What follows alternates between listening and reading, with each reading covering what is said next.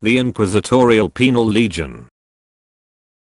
Deep inside the sprawling fortress city referred to by all but the most pedantic of inquisitors inhabiting it as sector headquarters, no longer acting Inquisitor Greg Sargent straightened his orange jumpsuit as the holding room door he'd spent the better part of 7 hours staring at finally creaked open. The 2 inquisitorial stormtroopers flanking the door, who'd been stuck standing reflexively at attention for the entire time, breathed a little sigh of relief and hastily led the way into the courtroom on the far side. The 4 other stormtroopers in the room, relaxed as well as the impromptu poker tournament that had been occupying the rest of the squad, ended without further bloodshed, and Amy, as winner, put Doc and Tink in charge of collecting Twitch, while the 2 of them extracted the demolitions trooper from the pile of furniture he'd squirreled himself away in. Nubby collected the cards he'd borrowed and scooted the chair he'd subsequently been cuffed to over to the borrowee, who grudgingly uncuffed him. The stormtrooper blinked in confusion as the little trooper sidled off after his companions without returning the cards, or the cuffs for that matter. He shared a pained look with the other stormtroopers as they followed the guardsmen into the courtroom.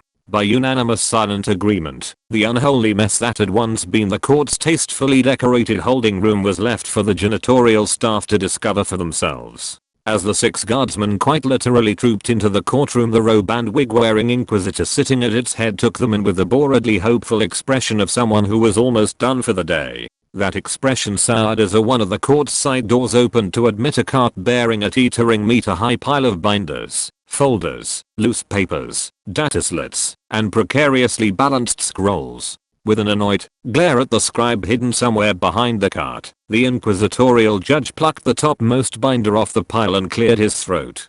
"Greg Sargent, you and your men stand accused of parking in a restricted area." The inquisitor paused and flipped to the next page, failing to vacate in a timely manner. He flipped farther, loading or unloading a vehicle in a no-loading zone. "Really?" There was a mutter of it wherein posted, "All nothing" from the end of the line of guardsmen, and one of the stormtroopers made a choking sound. The inquisitor shot a glare at both of them as he snapped the binder shut, pulled the next one off the pile, and cleared his throat again. "Greg Sargent, you and your men, you stand accused of attempting to bribe a traffic." "Excuse me for a second." The inquisitor leaned over the side of his desk to glare at the cartload of files and the figure behind them, until he was finally rewarded with a slightly quavery reply. "What? Do you need help with the long words or something?" Ignoring the increasing snickering, and entirely missing the look of confused recognition on 3 of the guardsmen's faces, the inquisitor leaned further and gritted his teeth. "Why are they here? They're just more of Quirkus idiots. Obviously." Sarge's eyes widened slightly, Twitch let out a faint giggle, and Doc abruptly started blushing as a familiar gray-haired woman in a depth's robe shuffled out and extracted a leather folio from the middle of the pile. "Did you think I'd schedule a real case this late in the day?" The inquisitor's expression brightened as he opened the folio. "I see." He looked back up to the adept. "So all this is just..." He gestured at the teetering pile of documents. The adept shrugged. "Like I said, idiots." Quite." The inquisitor sat up, straightened his wig, and cleared his throat for a 3rd time. "Greg Sargent, as servants of a rogue inquisitor, you and your men are hereby sentenced to..." "Wait," interrupted Tink. "You can't just sentence us. What about our trial?" Nubby stepped forward as well. "Yeah, you didn't even ask if we was guilty or not." The inquisitor raised an eyebrow. "Are you saying you're not part of Inquisitor Quirkus' criminally oversized retinue?" "Yes." Tink paused. "I mean no, but we definitely didn't do any of that other stuff. And if we did, we had orders," added Nubby, completely ignoring the boot repeatedly slamming into one of his augmetic shins. The inquisitor raised his other eyebrow. "Ah, I see. So you're saying your inquisitor ordered you to..." He looked down at one of the binders. "Assault, abduct, and otherwise obstruct a traffic officer in the performance of their duties?" "Well, he might have." Tink trailed off as he finally registered the glares of his comrades. "And we definitely had orders for the stuff with the zone now." Nubby doubled over as Sarge stepped forward. "Yes sir." Sarge cleared his throat. "Those traffic offenses were committed in the performance of our duties. All of them." The inquisitor turned his gaze to the noncom, who stared not quite back with the blankly fixed expression employed by soldiers receiving discipline since time immemorial. After several seconds the man shook his head, shot an annoyed glance at the massive pile of files and the adept behind them, and sighed. Noted. Greg Sargent, as servant of a rogue inquisitor, you and your men are hereby sentenced to stasis imprisonment until such a time as the matter of your inquisitor's loyalty has. Once again the inquisitor was interrupted, this time by a cough from the adept and a single envelope being pushed up onto his desk. He glared at the elderly woman, who grinned back innocently, until he finally sighed and extracted the envelope's contents. After a few seconds of reading he paused, his eyes skipped down to the signature at the bottom of the letter, and then up to scan the line of guardsmen, until they settled on the white-haired guardswoman in the center. Oh dear, this is a regrettable situation, isn't it? He glanced to the side, one I certainly cold been informed of before the trial started. The adept just rolled her eyes, and pointed a bony finger at the letter. The inquisitor looked back down, and continued reading until his expression suddenly cleared. That's certainly an unexpected suggestion. He tapped his fingers on the letter for a few seconds, then looked down to the adept again. Not a bad one though. Surprisingly reasonable all things considered. The adept prodded the massive pile of documents between them. It would save on the paperwork. The inquisitor's lips twitched ever so slightly. And it certainly never hurts to stay on good terms with the sector militarum. Yes. He sat up, straightened his wig, and returned his gaze to the assembled guardsmen. Greg Sargent, this court has decided that, in recognition of you and your men's years of faithful militarum service and your status as associates of the Lady General von Humperdinck, the charges against you will be deferred indefinitely, and you will be given a chance to redeem yourselves of any crimes you may have committed through service in the penal legions. Dismissed. The shocked silence that followed the gavel strike was broken by single, rising growl. That scheming, conniving, two-faced, lying, guardsmen and stormtroopers alike scrambled back. Rat fucking bastard, told my mother. The all-guardsman party in the Inquisitorial Penal Legion. So no shit, there we were, being hauled off to die the penal legions, just like our old commissar always said would happen. Honestly, it really shouldn't have come as a surprise, especially given Oak's little comment about arranging for us to get a shorter sentence. After all, the average life expectancy of a penal legionnaire is probably somewhere between 1 and 0 battles. Needless to say, we weren't exactly thrilled with our oh so clever inquisitor, though none of us could quite reach Amy's level of simmering rage. It had taken 3 stormtroopers with shock battens to end our markswoman's little fit. She only started to calm down once she got a chance to read the letter that the adept handed her as she was dragged out. We honestly thought the part where her mom said she understood it was all inquisitorial political bullshit wasn't her fault and would always love her were all very touching. Less so the bit about how she didn't have to worry about disgracing the von Humperdinck name because they'd already arranged to have her posthumously disinherited and struck from all family records if she died before the charges were cleared. Amy took some comfort in it at least, said it was proof her mother actually wrote the letter herself. Sarge got an envelope from the adept as well, but it turned out to just a wad of official paperwork and transfer orders. Given the way the sarcastic old bat had choreographed the whole farce, we'd sort of expected something more, you know, secret orders. Why? Maybe a little note explaining just where this top secret evidence storage facility Oak wanted us to infiltrate was, and how in the Emperor's name we were supposed to accomplish this while stuck in a bloody penal legion. The only even remotely relevant thing Doc and Tink found in there was a bit saying we had 10 days to claim our property out of evidence before it was all incinerated. We somehow doubted we'd be given a day off from penal legioning to do so. We didn't have too much time to dig through the adept's packet for more clues, or to bitch about how stupid the whole situation was for that matter. We'd expected to be shipped across the planet or system to some Unitorum depot, but as it turned out the HQ had their very own penal legion stationed on site, presumably to save on gas or something.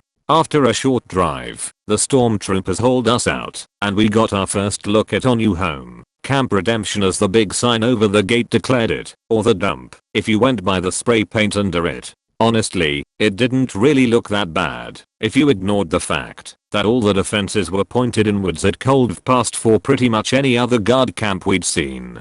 Same prefab buildings, same drill yards full of sweating grunts, same ankle-deep mud. Hell, it even had the same smell, that wonderful combination of body odor, pit latrines, stale rations, and spilled promethium.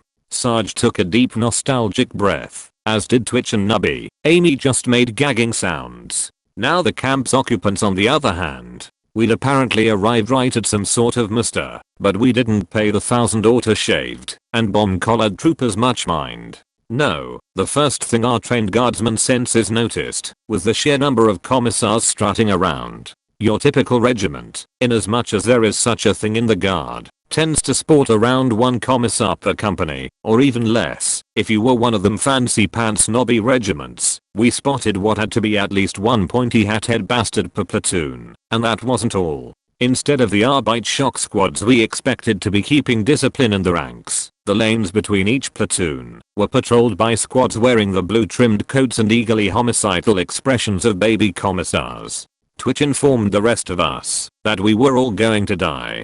For once, nobody argued with him. Our grim speculation was interrupted by the arrival of one of those cadet commissar squads, led by a particularly unpleasant looking real one carrying a whip. The commissar, a weasel-faced bastard somewhere between 60 and 600 depending on how much juvenant they'd pumped into him, angrily informed the stormtroopers that they were late. After a bit of confusion about the transfer orders and why in the Emperor's name they'd given them to us, he ordered his minions to just chain us all together and get us in formation. He'd process us and send back the uniforms later. The Legion had almost finished forming up in a platoon-wise grid by this point. We were led to an empty spot at the near corner, where Sarge was instructed to stand out as far as the ankle chain would allow, and the rest of us lined up behind him. Satisfied that we were capable of standing at parade rest without any motivational whipping, the old commissar told us not to move or say anything, and stalked off to stand at the head of our column. The reason for the parade became clear when a scribe with a data slit and an especially fancy commissar, who we assumed was the base commander, arrived and announced that the Inquisition was looking for volunteers. To our surprise, they actually got them, at least at first. At the back of our line, Twitch claimed that this was a clear sign that they were drugging the rations. Doc, who was in the spot ahead of him, actually took him seriously enough to look around and check for signs in the other Legionnaires, and got reminded of the no moving rule by the old commissar and his whip. We watched as 3 whole platoons of chumps stepped forward, were loaded up into transports, followed by 2 more that were more traditionally volunteered by the commissars, and then Scribe announced that the rest of what his Inquisitor needed were specialists, starting with a demolitions expert. The old commissar checked the papers we'd given him and stepped forward. Fortunately for us, the specialist positions must have had slightly higher requirements than literally the first idiot you find, because the scribe and commander came down into the ranks to inspect the candidates. They did, of course, start with our end of the regiment, but we didn't have to do anything drastic to get Twitch off the hook. All it took was one look at the strung out demo trooper, his own proud declaration that he didn't just know explosives, he slept with them, and a single orc-related accusation in the commander's direction for them to decide to move on to the next candidate. Once the headhunting party passed us, we began to notice whispering and occasional movements in the Legionnaires around us. None of us were close enough to the other platoons to really catch what was going on, aside from it obviously being related to avoiding volunteering. Since that old commissar was far too close and attentive for us to consider shifting closer, we didn't pay any of it much mind until a scuffle in the back ranks of our column drew the commissar's attention away, and someone behind Twitch muttered, "Punch Greg next pass." The demolition trooper turned to stare in confusion at leader of the platoon behind him, a large muscle-bound dark-skinned man, and asked who Greg was. This was apparently not the correct response. The dark-skinned platoon sergeant, who Twitch was fairly certain hadn't been there earlier, rolled his eyes and repeated himself twice, then made a frustrated noise and finally clarified to Punch Greg, "Sergeant, your interrogator, right now." Twitch gave him a fish-eyed look and gestured at the chains connecting his ankles to Doc's and the distance to Sarge out in front of the line, eliciting more eye-rolling until finally realized what was going on and passed the message on to Doc, then to Amy, Tink, and finally Nubby. The short trooper glanced between Sarge's back and the returning commissar and then told Tink to ask what for. The message was passed back down the line to the platoon sergeant, who went bug-eyed but didn't manage to get an actual reply out before the scribe, just a few platoons away, announced that the last man he needed was someone with a bit of command authority. As the scribe asked the commander had anyone properly Sergeanti, Twitch abruptly got the point and passed the message to just punch Sarge, damn it. Back up the line, where it once again stalled at Nubby and Tink, who both took one look at the watching commissar and his whip, and then nominated each other to do the actual punching. The ensuing argument over whether Nubby or Tink would make the less suitable Sarge assaulter was interrupted by a string of curses and Amy charging past them at Sarge's back. One spot farther back in line, Doc looked down at the chain connecting his ankles to Amy's just in time to see his feet fly out from under him. Nubby and Tink watched as the markswoman slammed face first into the mud next to them, blinked, and then immediately resumed their argument, paying absolutely no attention to the approaching commissar. Fortunately for the pair, before the actual whipping could start, attention was taken off them by the sudden arrival of the dark-skinned legionnaire, whose flying tackle hit Sarge hard enough to pull both the arguing troopers down as well. Twitch, as the only guardsman left standing, watched with a certain amount of satisfaction as the Sarge pulled the legionnaire off him and did his level best to kill the man until the fight finally broken up by several cadets armed with shock batons. In the silence that followed the exciting round of non-com mud wrestling, the clerk asked if the commander, if he'd been drugging the rations again. The commander explained to the confused clerk that they'd discontinued that program for cost reasons, and starting fights was a common tactic to avoid getting chosen. The dark-skinned legionnaire had a history of it, especially when it involved his subordinates getting chosen. The clerk digested this, and then said that sort of behavior sounded remarkably leader-like. The commander grinned and agreed. Down in the mud, the legionnaire started swearing, but quickly shut his mouth as the commander leaned down and asked if he was refusing to volunteer for inquisitorial service. The man shot a final, exasperated look at us as he was hauled off with the rest of the inquisitorial volunteers, and the commander and clerk finally left with the whole parade in tow. Any relief on our part evaporated as the old commissar stalked forward again and had his cadets haul us out of the mud. Instead of the expected whipping though, the man gave us a thoughtful look, asked why the legionnaire would bothered with us. When he didn't get an answer, the commissar started flipping through our papers, briefly pausing at Sarge's name and rank to look up and ask really, until his expression abruptly lit up with recognition. The commissar looked Amy up and down, and in the most self-satisfied voice we'd heard outside an inquisitorial briefing, announced that a penal legion was no place for a lady like her, but fortunately the commissariat would be happy to do the von Humperdinck's a little favor.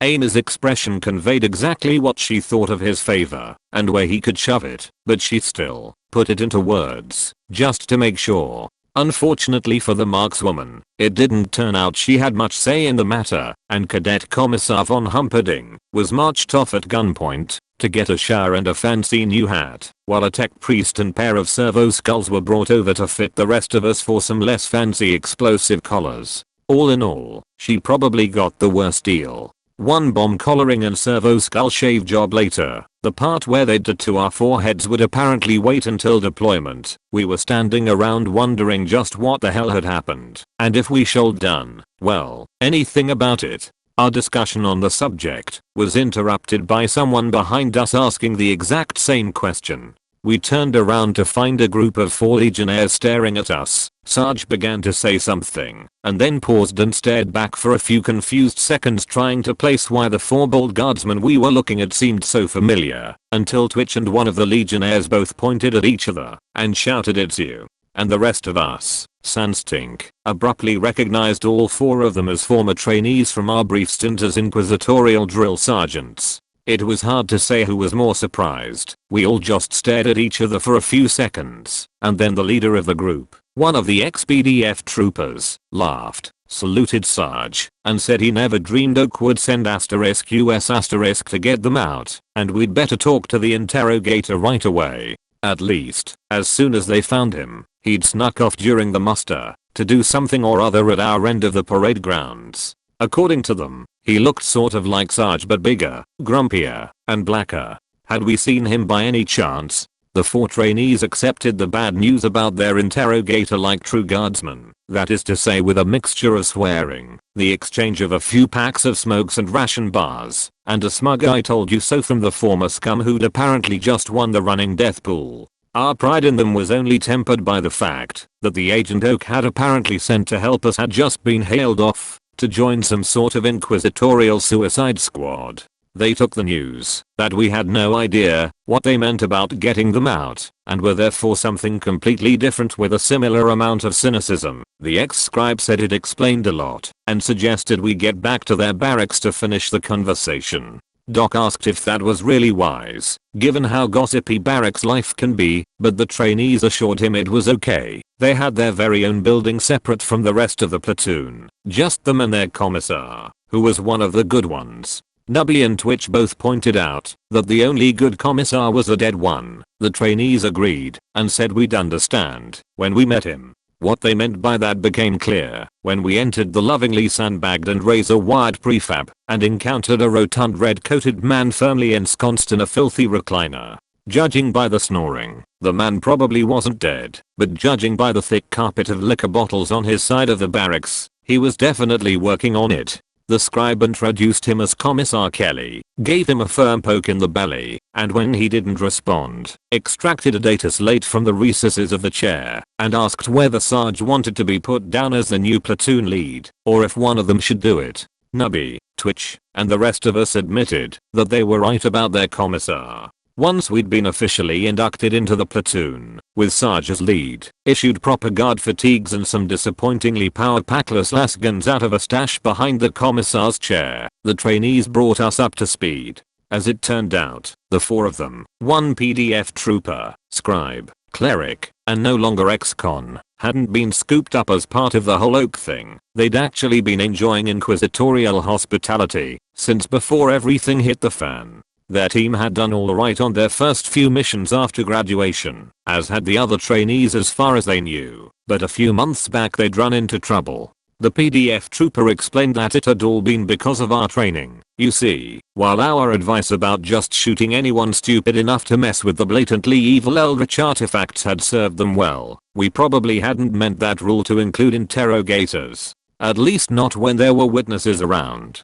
The good news was that thanks to that decision they'd mostly survived that encounter, and the Inquisition investigators had actually agreed with their decision. The bad news was that grunts shooting their superior officers is generally frowned upon, regardless of what organization you're in, hence the Penal Legion. They'd been in there for the better part of 2 months, and since regiments were shipped out every 2 or 3 months, that actually made them some of the camp's most senior inmates. They'd arrived at the arrangement with their pet commissar and had been trying to figure out if there was a way to get themselves forgotten when the regiment shipped out, and then the interrogator had turned up and started talking about how Oak wanted to help them escape. Not being chumps, they hadn't believed a word of it and told him as much until the man finally admitted he needed their help for something and would arrange for one of Oak's allies to extract them all together afterwards. Our former trainees had been a bit dubious, but the interrogator had obviously been some sort of legitimate, because right after he'd arrived the Penal Legion had started being assigned work details around the nearby sections of HQ. Somehow he'd gotten their squad permanently assigned to groundskeeping duty at a complex just down the road, and had been devouring their reports on the place's layout and exterior security these last few weeks. Of course, being an interrogator, the man had been tight-lipped about why they were doing all this scouting, but given that the largest building in the complex had mundane evidence storage written on the front, it didn't take a genius to figure out he was planning some sort of heist. Their theory had been reinforced by the contents of the interrogator's secret stash under the barracks floorboards, which they'd discovered and rifled through about 10 minutes after the man had set it up, and happily cracked open to show us. Aside from the booby traps, which they declared to be decidedly substandard compared to what Twitch had tested them on, the stash contained an inquisitorial stormtrooper uniform, complete with a badge identifying the interrogator as an inquisitorial HQ guard, as well as some sort of weird data slot with a badge slot, and several stacks of notes and blueprints focused on and under the evidence building. The final item, tucked in the very bottom of the stash, was a 3-ring binder titled The Loyal Servant of Mars, MK121HS Etheric Variable Discipline Collar, Sacred Diagrams and Maintenance Hymnal.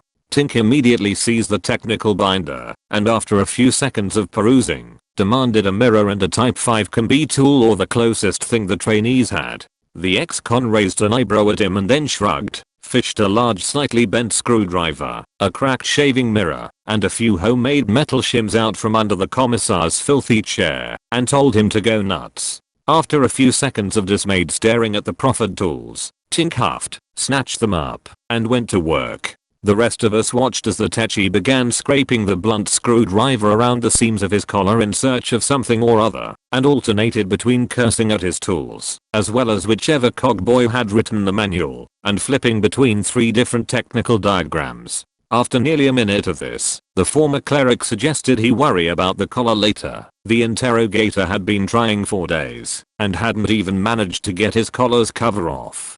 Tink assured him that it was because the man was a technological idiot who didn't know a diode from a donut, whereas he could read a circuit diagram with both eyes closed, and had spent the last year studying technology so advanced it made the Mechanicus simple little toys look like, simple little toys. The trainee nodded and agreed, and suggested that it might also have something to do with the fact that the manual was for a completely different model of collar than the ones we were all actually wearing. One without the special anti-tamper feature, or so he'd heard. Tink paused, and then very slowly pulled his tools away from his neck, and suggested that it might be better if he started with someone else's collar first. Everyone in the room took a step backwards, except for Twitch, who suggested that maybe this sort of thing should be left to the demolitions expert instead, then grabbed the screwdriver and instructed Tink to hold still.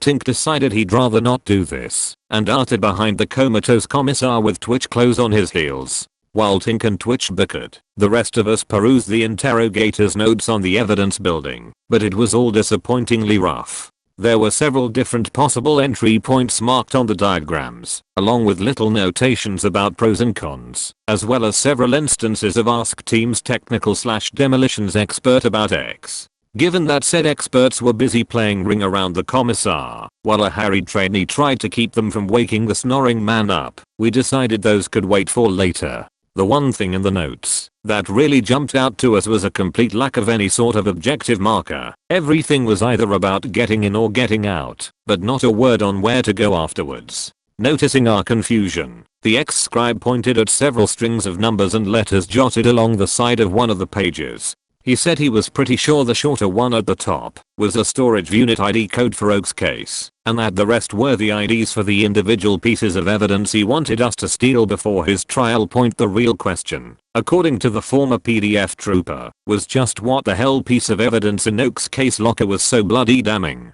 that having it spontaneously disappear would actually improve things? Sarge, torn between relief that at least some fragment of operational security had been maintained, and feeling like a hypocritical ass, informed the trainees that they really didn't need to know. Sarge's non-answer was accepted by the trainees with only a moderate amount of grumbling about him having become one of them, and over the course of the evening a plan was formed. Well, it wasn't exactly a plan per se, more of a chore list. For starters, Sarge wanted to have a look at this evidence building himself, so the trainees did some more fiddling on the napping commissar's statuslet to get him included on the groundskeeping detail. While Sarge was out scouting, the rest of us were to put our heads together on the whole collar problem. After a lot of inane argument, the technical side was assigned to Tink and Twitch, and the pair were given firm instructions to start by actually reading the outdated manual instead of just looking at the pictures. They were going to need some proper tools, of course, which was Nubby's job, along with the ex-con who said he already knew some guys.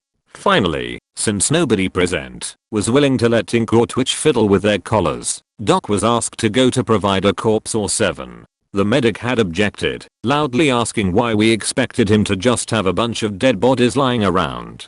Tink pointed out that A, he was an Imperial Guard medic, and B, this was a penal legion. The only real problem would be finding ones that still had their heads. Doc grumpily ceded the point and promised to go volunteer for the Legion's medical corps. The final chore involved the numbers from the notes, or to be more precise, the very similar ones Sarge vaguely remembered seeing on that little "please collect your stuff" slip mixed in with our transfer orders, the ones that the old commissar had walked off with. According to the trainees, they'd have been filed away in the commissariat command post and none of us stood the slightest chance of getting anywhere near them. Luckily for us, we already had someone on the inside. All we had to do was figure out a way to make contact without raising any commissarial eyebrows. The trainees asked if we meant that sister who'd come in with us, and were advised not to call Amy that to her face if they valued their teeth. The next morning we got our first taste of life in an inquisitorial penal legion. The day started off at 6 with a public execution, followed by a fiery sermon from the legion's head priest, some sort of redemptionist precentor we guessed, based on all his stuff about cleansing sin through glorious death. After the sermon there was a roll call, in which a slightly disgruntled cadet stood in for the commissar we'd been left snoozing in his slightly damp chair, and we moved on to some good old guard issue PT and dummy weapon drills, and finally another public execution before lunch. Honestly, it was all sort of homey, just like being back in one of the training regiments, if a rather disciplinarian one. Okay, maybe disciplinarian is putting it a bit lightly. By lunch the death count was up to 7, and we were pretty sure the commissars had some sort of daily competition going on to see who could get the most whippings in. Aside from the big public executions, which the trainees said weren't actually a pre-meal tradition, that morning was just busier than usual for some reason. The leading cause of death appeared to be summary execution at the hands of the cadets for minor, possibly imaginary, infractions.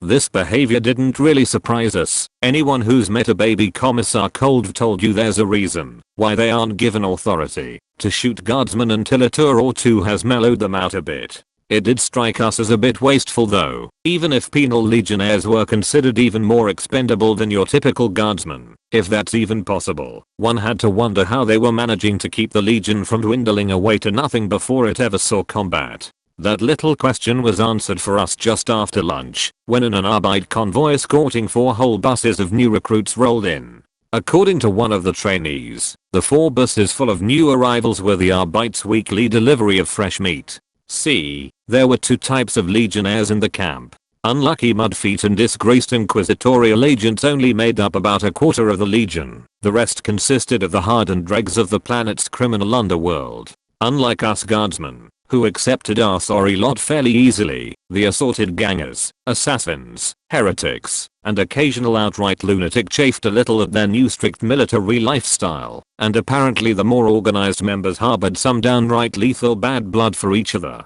Anyway, as the buses unloaded, an entire platoon of legionnaires jumped some of the new arrivals.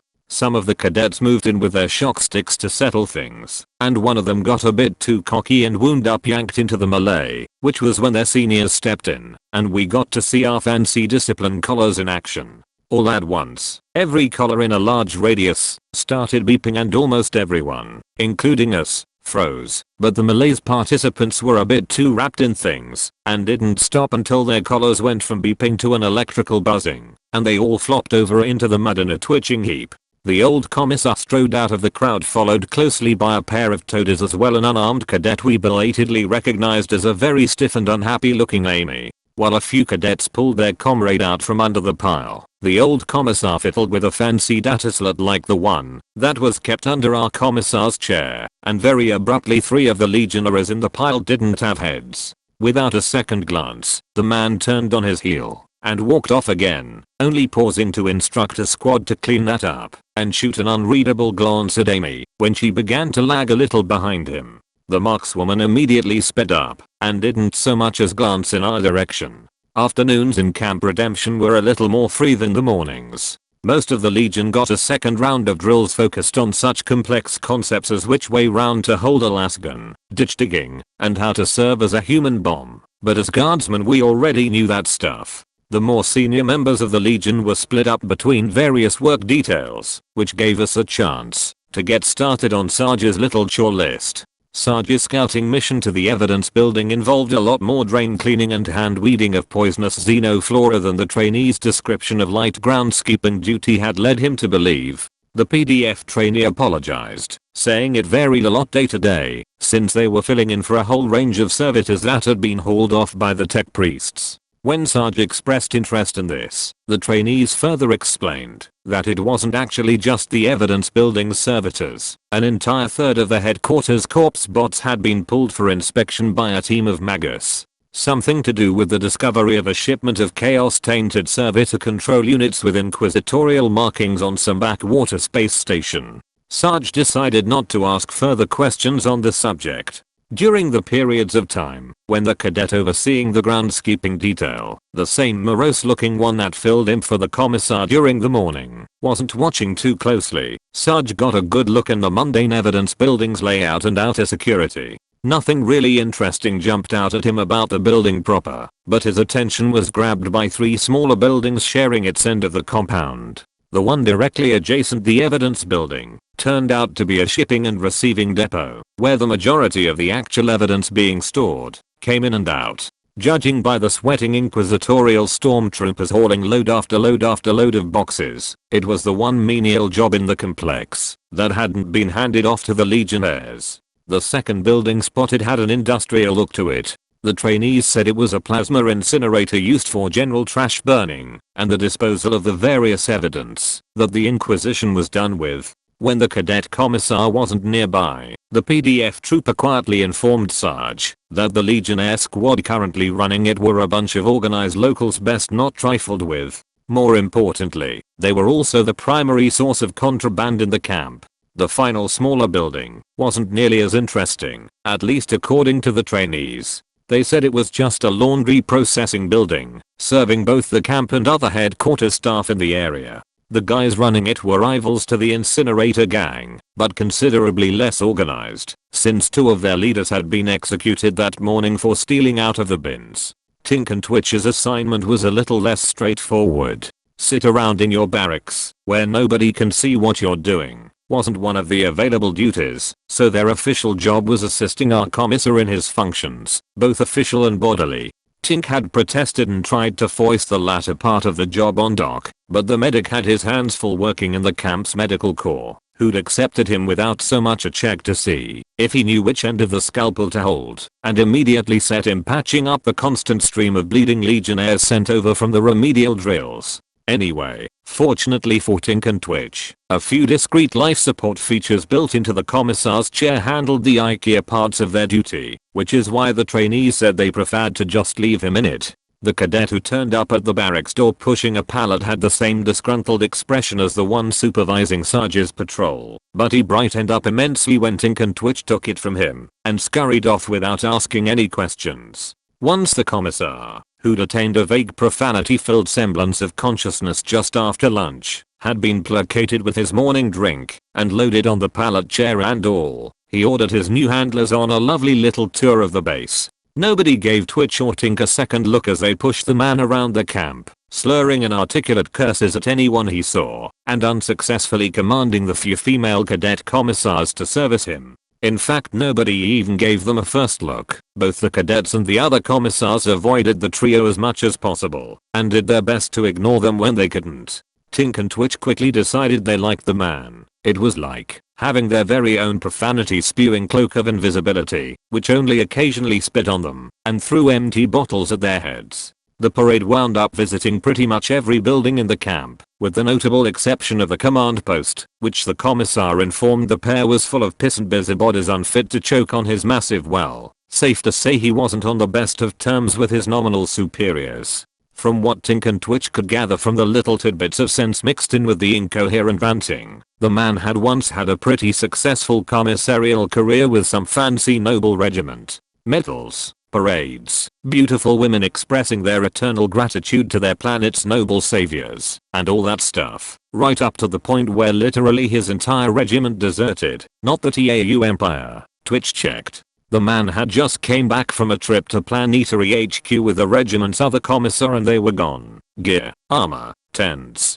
camp followers and all. Nothing left besides an excessively detailed note telling the campaign's senior brass where to stick it. Needless to say, said brass had been pissed. The Inquisition had gotten involved. Things had gotten political, and here they were, assigned permanent duty to this shithole. Not to the Legion mind, but the camp itself. Everyone else got out eventually, one way or another, but not him or that weasel-faced, self-righteous, ass-kissing, ladder-climbing, lying little shit. His one solace in life was that our glorious deaths would doubtlessly be long, horrible, and probably involve orcs with pointy sticks.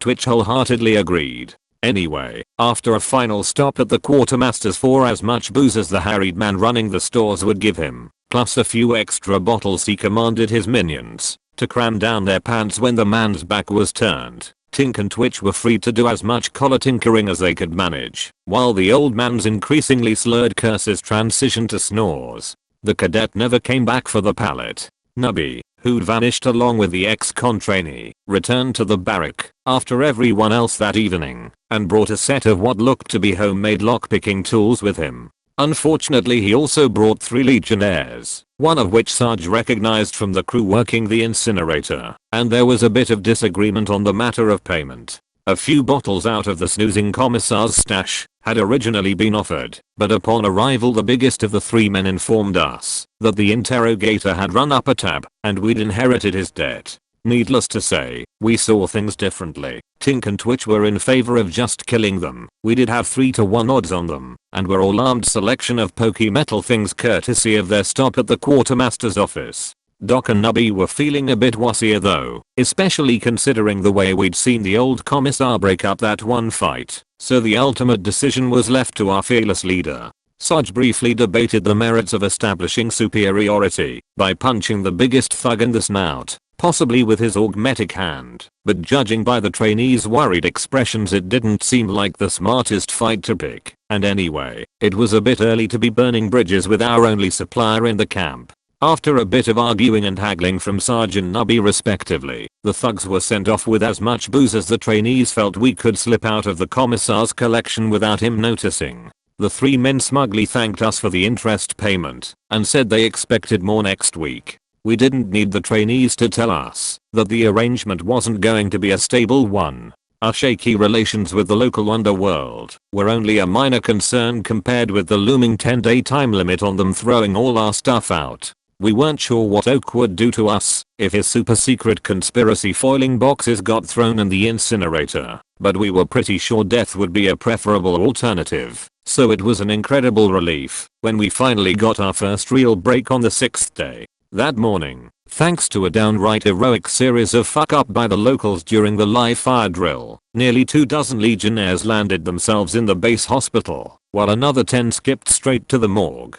Doc's offer to handle the post-snafu cleanup, including the augmetic recycling, was eagerly accepted by the overworked head medici. That afternoon the drunken commissar's escort was larger than usual, and a bag of tools was crammed under his chair. After the mandatory first stops, to empty and refill the crotchy bastard, the parade paused at the morgue, where Tink and Twitch split off, while Nubby and the ex-con trainee stayed with the commissar and kept an eye out for trouble. Inside the morgue, Doc had the 7 legionnaires who died with their collars on laid out and ready, and watched over Tink's shoulder as the Techi brought out his tools and announced his intention to start by isolating the primary control board.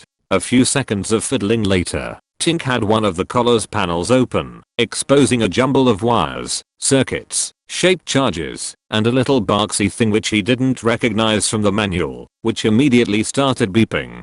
Tink managed to duck in time. Doc was covered with a light marinade of neck bits, while Doc swore and attempted to fish the Legionnaire's head out from the table it had rolled under. Twitch seized the tools from Tink and reminded the Techi that he told him so. The first step had to be disconnecting the detonators. Doc swore again as a second head rolled past him. 10 minutes and 4 more headless corpses later, we'd firmly established several things not to do, especially in regards to the BP box thing. Tink was nursing a burned hand and arguing with Twitch over whether they should try wrapping the last collar in the summer scan-proof fabric they'd wrapped the tools in before they made an attempt on the final volunteer, when the corpse in question abruptly sat up and announced that he actually felt completely fine and would be returning to duty now. There was a shocked pause as everyone tried to shift mental gears, and then the man and bolted for the exit. None of us had gotten more than 3 steps before the not quite dead Legionnaire hit the heavy metal and, thank the Emperor, locked fire exit at a full sprint and bounced off with a sound like a coconut being hit with bat. All 3 troopers breathed a sigh of relief, only to freeze as someone started knocking on the door from the far side. Fortunately, the knocker turned out to just be the ex-con trainee. Once Doc let him in, he began to ask if we'd set off any alarms, only to break off mid-sentence as he registered the unholy mess of headless corpses, the patina of gore dripping off the walls, ceiling, and all 3 troopers, and the feebly twitching legionnaire lying in front of the door. The trainee paled and announced that we were all going to die. At Doc's prodding, he expanded, explaining that a posse consisting of the old sour-faced commissar, his entourage, and the tech priest in charge of the collars had just left the command building, and he was pretty sure they were coming this way. We had just a few minutes to somehow hide the evidence of collar tampering and get out of here, or they'd have the lot of us up on the gallows before dinner time. Doc whimpered, Twitch swore, and Tink pulled the unconscious legionnaire's pants off. Outside the morgue, Nubby noted that the trainee hadn't come back, and the commissarial posse the man had been so worried about seemed to be heading towards the hospital's entrance. After briefly debating finding somewhere else to be, the little trooper decided that what was probably needed was good old-fashioned distraction. He eyed the composition of the oncoming group, and then chair-bound commissar on the pallet next to him, who'd worked his way through half the bottle of sacre they'd given him after breakfast to keep him quiet, and then grabbed the pallet's handles. As he pushed his cargo on an intercept course for the posse, he leaned forwards. Sir? I was wondering, what's your opinion on tech priests? The approaching group saw Nubby and his pallet coming. It was a bit hard to miss them, given that the drunken old man riding it was slurring at the top of his lungs about how, if he had it his way, all those smug metal bastards would be rounded up and shot like the heretics they were. His volume only grew as, at Nubby's prodding, he began expounding the various shortcomings of the Martian priesthood, ranging from the moral, to the personal, to the sexual, and what he felt should be done about them. The group immediately began to curve around the obstacle, only to find Nubby and the commissar turning to match them, and then turning again as they tried the opposite side. The demented game of anti-chicken continued until, at a range of around 15 meters, the ranting commissar spotted the group's tech priest, and loudly instructed his minion to push him closer. Nubby did as ordered. Faced with the fearsome might of Nubby's speeding pallet of doom, the approaching commissar and his cadets abandoned the field of battle and dodged off into the mud next to the path. The tech priest tried to dodge with them, only to find himself back in the line of fire as the white-haired cadet next to him suddenly slipped on the mud and shoulder-checked him back onto the path. The pallet mashed through the cogboy's shins, like they weren't even there, because they weren't. The grav plate that had replaced them bobbed him over the metal edge without it even ruffling the hem of his robes, the commissar riding it on the other hand. The now empty sacre bottle shattered spectacularly as it hit the tech priest's metal jaw and the man reeled backwards, only to be brought up short by the liver-spotted hand gripping the front of his robes. The 4 cadet commissars watched as their nominal superior, with a mixture of shock, horror, and in Amy's case, poorly disguised glee, as he drunkenly menaced the terrified tech priest with the jagged remains of his bottle, and Nubby cheered him on. Sadly, the show didn't last long. Nubby's cheers abruptly cut off as his collar sent a few thousand volts through his neck, and the weasel-faced old commissar stomped forward and knocked both the bottle and the tech priest out of Commissar Kelly's hands. The chair-bound commissar started to angrily slur something, only to pause as he registered who'd disarmed him, and instead fix the man with a look of immense hatred, which the other commissar returned in kind.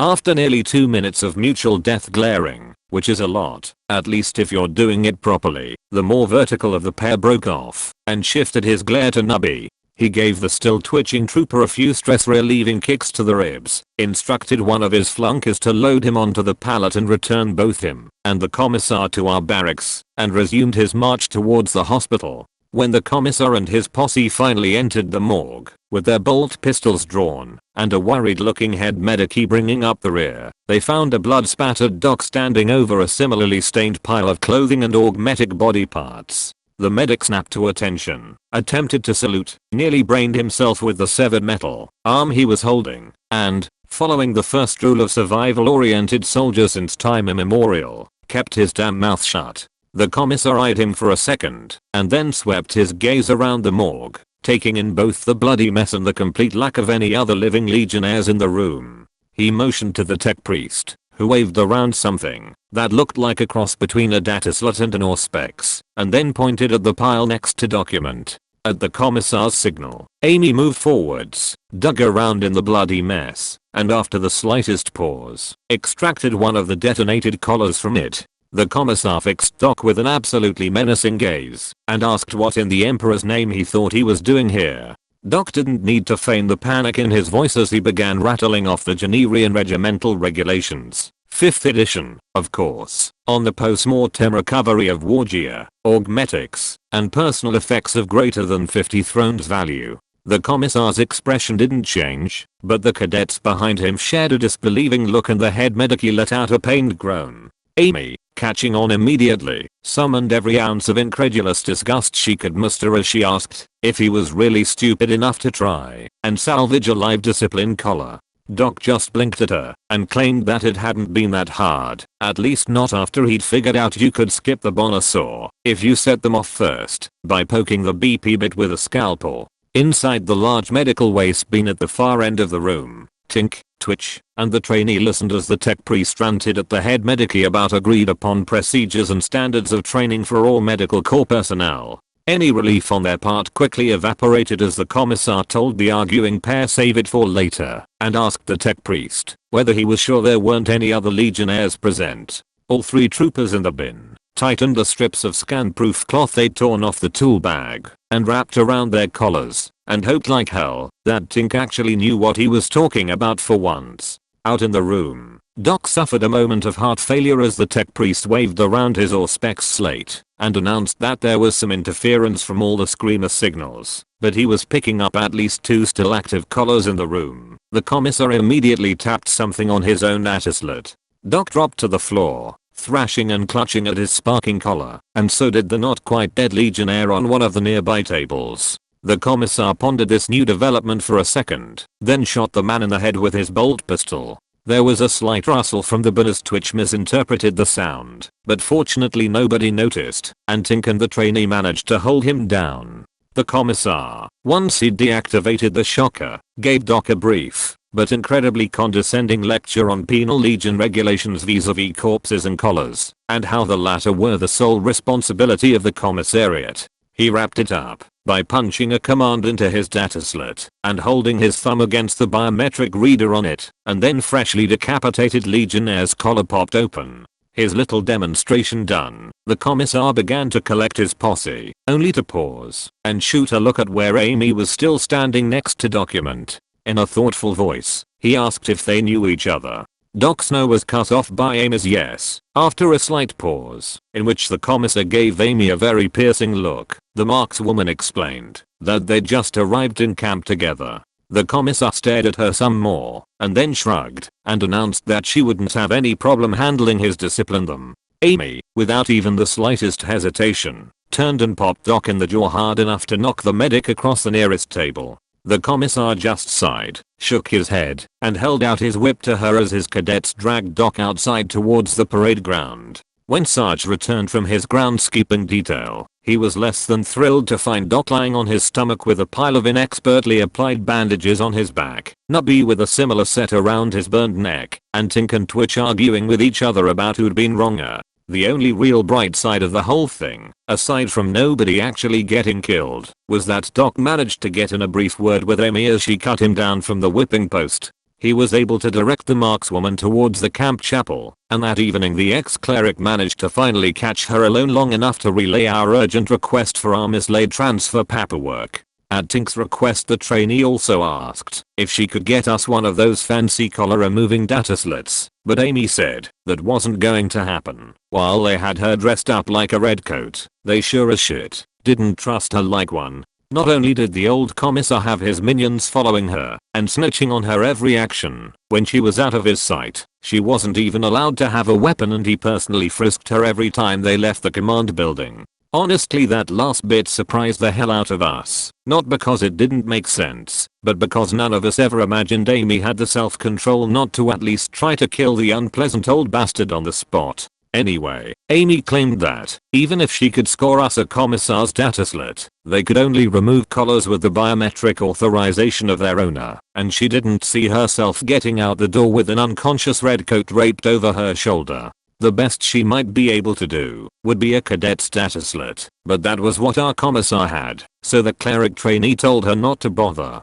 So no fancy dataslet for us, but she promised to get the orders to us in time for our infiltration, which Sarge's plan said was 4 days off. And yes, the term was definitely plan, because even Twitch and Nubby's most harebrained schemes had more structure than what our fearless leader was proposing. Okay, maybe that's a bit harsh. Sarge's favorite all-purpose command handle it only appeared at 5 points, but that's still 5 more than anyone who's about to break into an inquisitorial facility would ever say they're comfortable with. The general theory was to start by taking the majority of the interrogator's notes on entry points, especially all the details about the defunct tunnels under that whole compound, and chucking them in a bin. We figured that, if the man felt putting on a headquarters security uniform and going in the front door was good enough for him, it would be good enough for all of us too. Of course we were shy at least 4 of said uniforms, but we figured a visit to the compound laundry would fix that. Problem was, the fellows working the place were beyond useless.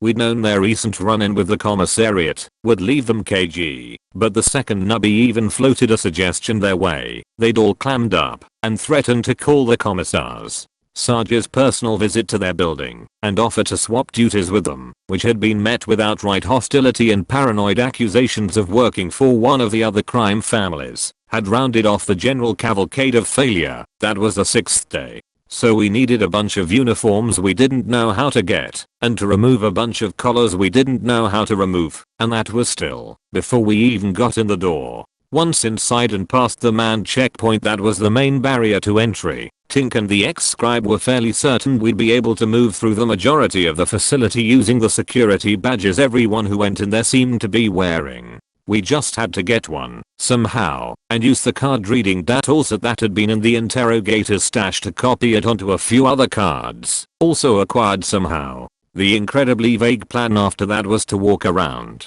potentially kidnap some clerk and force him to disgorge some directions, and eventually find wherever they'd shoved our gear and Oak's boxes. The one actual firm part of the whole thing was that, since that was the day they'd be throwing our stuff out, nobody should blink when we showed up and grabbed it. Now, what they'd think when we rolled up to Oak's evidence locker. Anyway, skipping over the question of how we'd get access to the evidence for what seemed to be the biggest case in the subsector, at least the interrogator's notes had some reassuring bits in them about security screamer tags only being applied to the contents of evidence boxes. Theoretically, we would be able to go in and swap Oak's boxes with some of the containers in his locker and leave with the leftover empties without setting off any alarms. Then it would just be a matter of taking all of our stuff out the shipping entrance under the guise of incineration, and then just cheesing it back to somewhere. So, yeah, safe to say we're a bit dubious.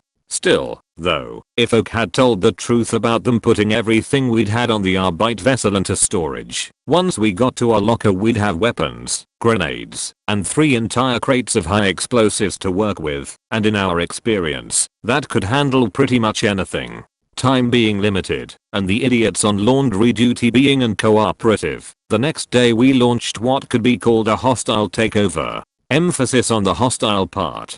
Given their paranoia they were probably expecting something, but we didn't show up at their barracks in the middle of the night with a bunch of lead pipes and making folks subtle comments about unrefusable offers. That's savvy thinking there. Any proper soldier can tell you that even the most low-key training drills offers an amazing array of ways for someone to check themselves off the active duty roster, especially if their comrades are willing to give Murphy a little hand.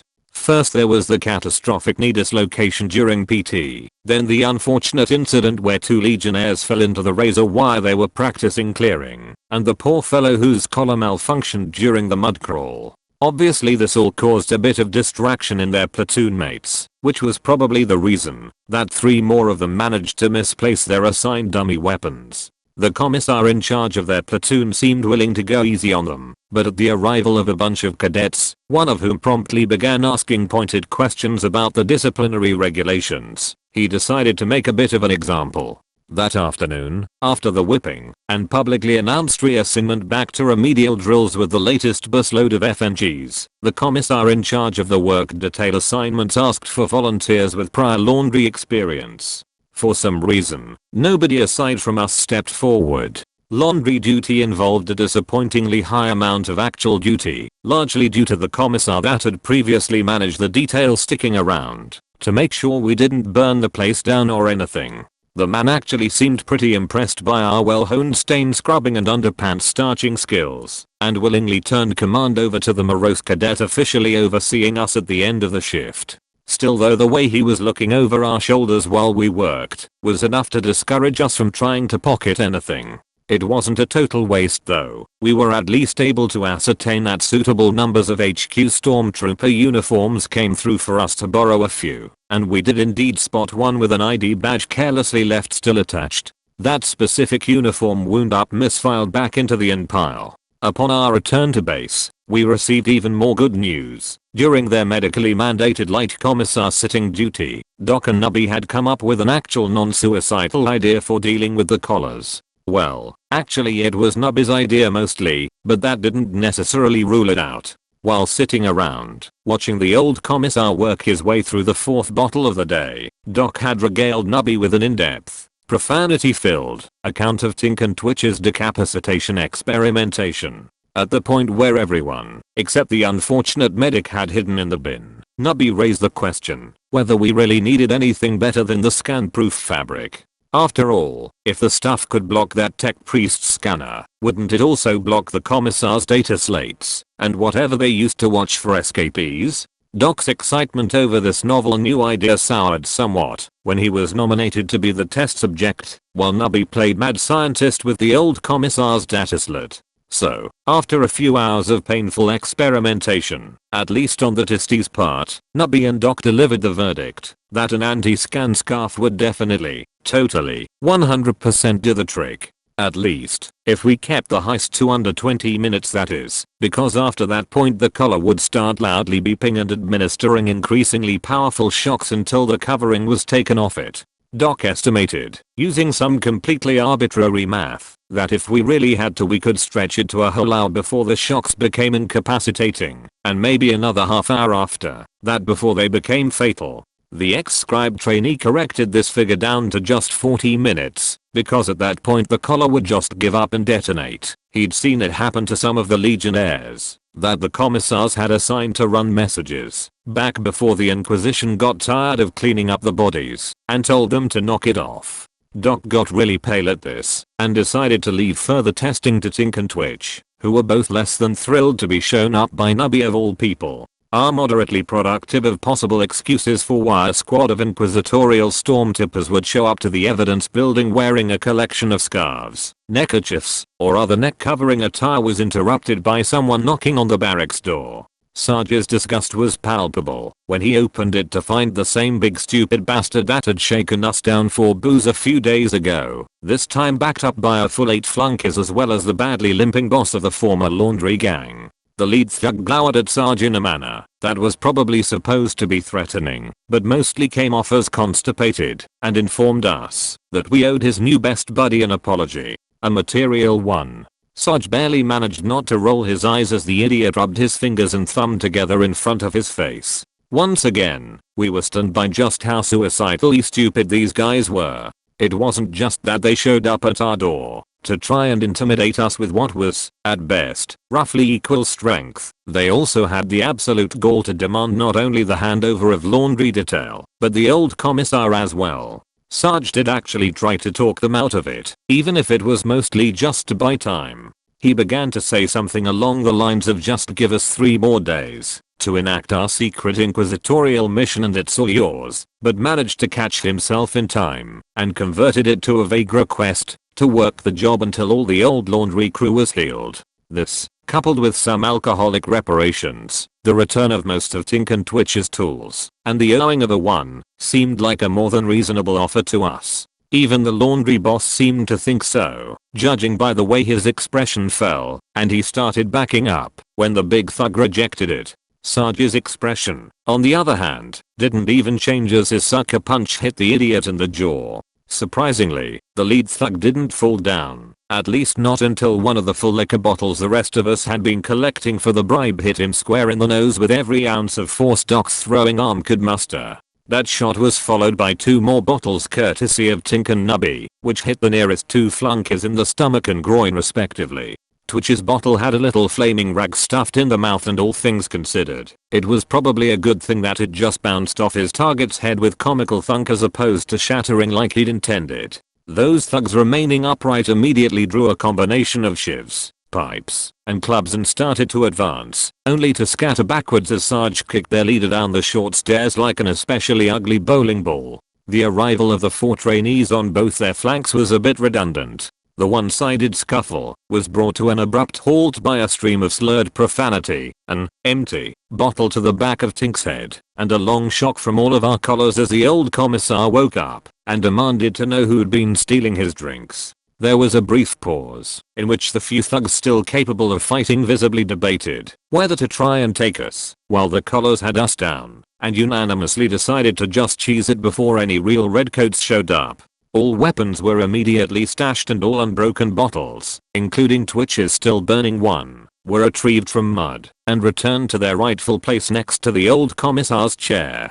Tink exchanged an open one with a straw in it for the man's data slit before he could shock us anymore. As the thugs staggered, crawled, or were dragged back off to whichever barracks they'd come from, the former laundry boss, who'd made the wise decision to just stand very still at the back of the group and see how things worked out, sighed and advised Sarge to be very careful before limping off after his new friends. Despite what certain superiors of ours have said about our mental faculties in comparison to those of a waterlogged gerbil, we knew a hint when we were explicitly handed one with a little red bow on top. That's why the 5 unfamiliar legionnaires lounging around the nearest bathrooms the next morning were so surprised to find all 9 of us treating Sarge's morning shit as a group exercise. Similar groups were dissuaded during roll call, service, and PT, as well as a larger group who seemed to be aiming to eat their breakfast next to us until the combined weight of Sergeant Twitch's concentrated glaring convinced them to find something else to do. The goons obviously could take a hint too, because when we got to training field, we encountered a pair of cadets splitting incoming legionnaires up into new squads for morning drills. When the 2 baby commissars spotted us, they immediately began homing in and started to bark off what sounded like carefully memorized group assignments, only to pause as none of us moved, and they belatedly registered the snoring old commissar we'd decided to bring with us. Sarge casually informed them that we had orders to stay as a unit and asked if they wanted to have a word with our commissar about changing that. The 2 cadets blanched, shared a look, and then left without saying anything more. The downside of bringing the commissar with us was having to literally carry him, the chair, and the pallet through a full morning of drills, which made us a bit of a sitting duck. Aside from the occasional barrage of rocks or mud and unsuccessful attempts to sick other commissars on us, the chief hazard was periodic attempts to sneak up and snatch or shank someone, which is a bit hard to pull off in an open bloody field, especially when one of the targets is a professional paranoid. Still though, had to give them points for persistence. Most folks would quit after seeing a comrade lose both eyes to crazed, fork-wielding demolitions trooper. There was a brief lull during lunch, followed by one last attack by a lone legionnaire who attempted to grab Sarge in the chow line. At least, we assumed it was an attack, just like a really half-assed one. Fortunately, the guy only received a little tap to the nose and a light round of kicking before the trainees pointed out that he wasn't affiliated with any known crime family and mostly just run messages for people. After some awkward sorries, a few band-aids, and some apology boos from under the commissar's chair, we received a note from Amy directing us to meet her the following evening and collect our orders. The afternoon was blissfully shanking attempt free. There was some concern about the commissar watching portion of the team, as well as what might happen to our barracks while we were away, but a deal was worked out with the 2 depressed cadets who actually handled all the commissar's duties, which entailed one of them accompanying their boss and Twitch during his daily walk while the other managed our laundry detail, in exchange for the ex-scribe trainee doing the days. Paperwork. By the end of our shift, Nubby's increasingly filthy Legion issue jacket contained 3 ID badges as well as some promisingly scarf-like bits of clothing, and a test run was made to both the front and freight entrances to the evidence building under the guise of an unscheduled uniform delivery. Rather worryingly, both runs pushed the 20-minute mark without even actually getting past security. That night the plan was revisited, and we came to the uncomfortable conclusion that, unless Tink and Twitch suddenly figured out how to get our collars off, we were going to need to bring one of those commissar data slots on the mission with us to periodically reset their timers, like they did on work details. This wasn't a problem in and of itself. We had one of those data slots just lying around. The real issue was that it needed to be periodically refreshed by its designated user via the slate's biometric scanner. We fervently hoped Amy was going to be able to grab a slate and join on the mission, because the only other option involved an unconscious volunteer and a laundry hamper, which we were pretty sure would raise some eyebrows at the security checkpoint. In retrospect, this might have been a bit of an optimistic take on things. The following day went well, suspiciously so in Twitch's opinion. The rest of us were just glad not to have any new crisis crop up on the day before our mission. The drunken old commissar was brought along to drills again, but aside from a few legionnaires obviously keeping tabs on us, there was no sign of the opposing force and things went smoothly. Or at least as smoothly as a round of field exercises performed while carrying a belligerent hungover old man with the power to administer shocks directly to your spine could go. The real good news was when we managed to turn up 2 more badges in the incoming laundry, one of them belonging to a stormtrooper sergeant who we'd seen on duty at the evidence building.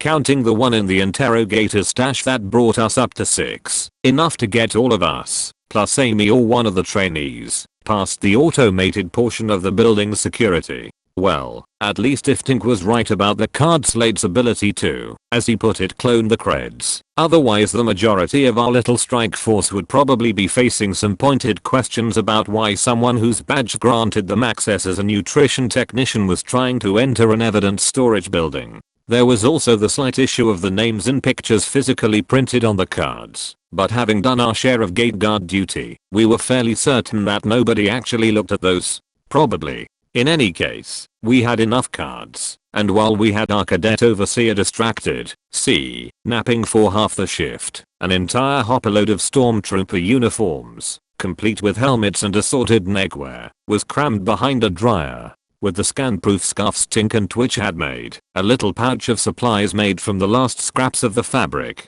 and a set of vaguely official-looking orders drawn up by Doc and the ex-scribe, the physical prep was done. All that was left to do was meet up with Amy and hope like hell she had our intel. The note that Amy's messenger had passed us said she'd be in one of the storage buildings near the Commissar Y end of the base, half an hour before the evening lockdown. Being a bunch of suspicious bastards, we'd scouted the location, double-checked her note to make sure that the handwriting matched, and there weren't any subtle "the commissariat is onto us" hints, and had brought our entire force along, commissar included, just in case it was all a cunning trap. The good news was it wasn't. The bad news was that this was just because it was an extremely uncunning one. We spotted the large cluster of aggressively nonchalant legionnaires loitering in the general vicinity of our destination from halfway across the compound. The big dumb bastard sitting on the building's front step was just a redundancy. It belatedly occurred to us that firstly, passing secret notes and arranging clandestine meetings is exactly the sort of thing that the criminal underworld is known for. Secondly, there might have been a thing or two we forgot to tell Amy about our current situation. And finally, unless there was a second female cadet commissar with sororitas white hair, she just entered the building. A brief confab was held, which mostly consisted of everyone taking turns blaming each other, and then Nubby, Twitch, and 2 of the trainees broke off to loop around, while Sarge led the rest of us right into the hornet's nest. The big familiar goon gave a solid attempt at a shit-eating grin when he saw us, but the 2 black eyes, broken nose, and missing teeth made it a bit hard for him. He settled for some sullen glaring and a slurred command for the rest of us to stay put while Sarge was invited inside for a little chat with Dabosh. The smallish guard issue prefab storage shed was, well, a guard issue prefab storage shed. It had a floor, walls, boxes, shelves, and, because this was a penal legion after all, a bunch of locking metal grates that completely failed to deter anyone armed with a screwdriver thin piece of metal or sufficiently strong stick. The sign next to the door sporting the words "Thieves will be disemboweled with an entrenching tool" was presumably a more effective deterrent. Even the table bolted in the middle of the floor was guard issue, as were the little folding chairs around it, and the 2 goons flanking the entrance, and especially their freshly sharpened entrenching tools. The at least half Ogryn guarding the far door was starting to push it though, and while Amy was technically the definition of guard issue, the small dapper man sitting at the table with her, sporting a striped suit and a silenced auto pistol, most definitely wasn't the mob boss, because there was no imaginable way the man could be anything else. Gave Sarge a look that would have been intimidating if A. Sarge hadn't spent the last few years in inquisitorial service, and B. the man had a chin. Like, at all. It was just a steady regular slope from his little mustache to his abnormally large Adam's apple. It was amazing. The only thing harder than not staring was not laughing, neither of which are smart when the other guy has a gun and you don't. So, in a quiet sort of desperation, Sarge dropped the man from his awareness and plopped into the free chair across the table from Amy. In a tone of forced chattiness, he asked how the markswoman's day was going. Amy rolled her eyes. Oh, you know, sitting around, being the bait in this half-assed trap, because some stupid ass dipshit couldn't bother to tell me they'd started a fucking gang war with a chinless wonder over here. The silence that followed Amy's little remark was a choked one, quite literally in the case of one of the goons behind Sarge, whose face was screwed up into something resembling a fella's anus. The mob boss attempted to simultaneously glare at both Amy and the unfortunate goon, but even if he could have pulled it off, the delayed basso her from the half Ogryn ruined it. In an attempt to regain some semblance of control over the situation, the man slammed his auto pistol onto the table, rounded on Sarge, and began to bark a question at the noncom. For his part, Sarge took one look at the mob boss, felt his eyes drag inexorably towards the area where the man's chin wasn't, and abruptly turned back to Amy to loudly ask if she'd heard we'd gotten assigned laundry duty again. Whether it was an effort to help Sarge in his moment of desperation, or just sheer desire to talk to someone who wasn't wearing a stupid pointy hat, Amy responded with some inane chatter about a cadet commissar who'd somehow managed to attach a bomb collar to himself, and the pair started trading camp gossip in the best tradition of guardsmen everywhere. The mob boss and the assorted goons just sort of stared, obviously unsure of how to handle being blatantly ignored in favor of anecdotes about what Nubby found in the dumpster behind the quartermaster's tent. Eventually though, the conversation meandered to the topic of the transfer orders Amy had been asked to procure, and where they'd wound up. The markswoman jerked a thumb at the big dumb goon and a grimy wad of papers in one of his fists, and asked what was so important about them anyway. Unfortunately, the mob boss took this as his cue. In an attempt at a tone of smug authority, the mob boss announced that he was deeply interested in Sarge's answer as well. What possible reason could there be for a washed-up ex-guardsman to be secretly meeting with Commissar Soreface's favorite pet? Sarge ignored the question, but raised an eyebrow at the word pet. Amy didn't actually respond, but her expression clearly conveyed her complete lack of desire to pursue the subject. Instead she asked whether it was true that Twitch had tried to stab her messenger to death with a plastic spoon. Sarge began to explain that it was actually a fork, at which point the mob boss's patience finally ran out, and he screamed at both of them to just shut up.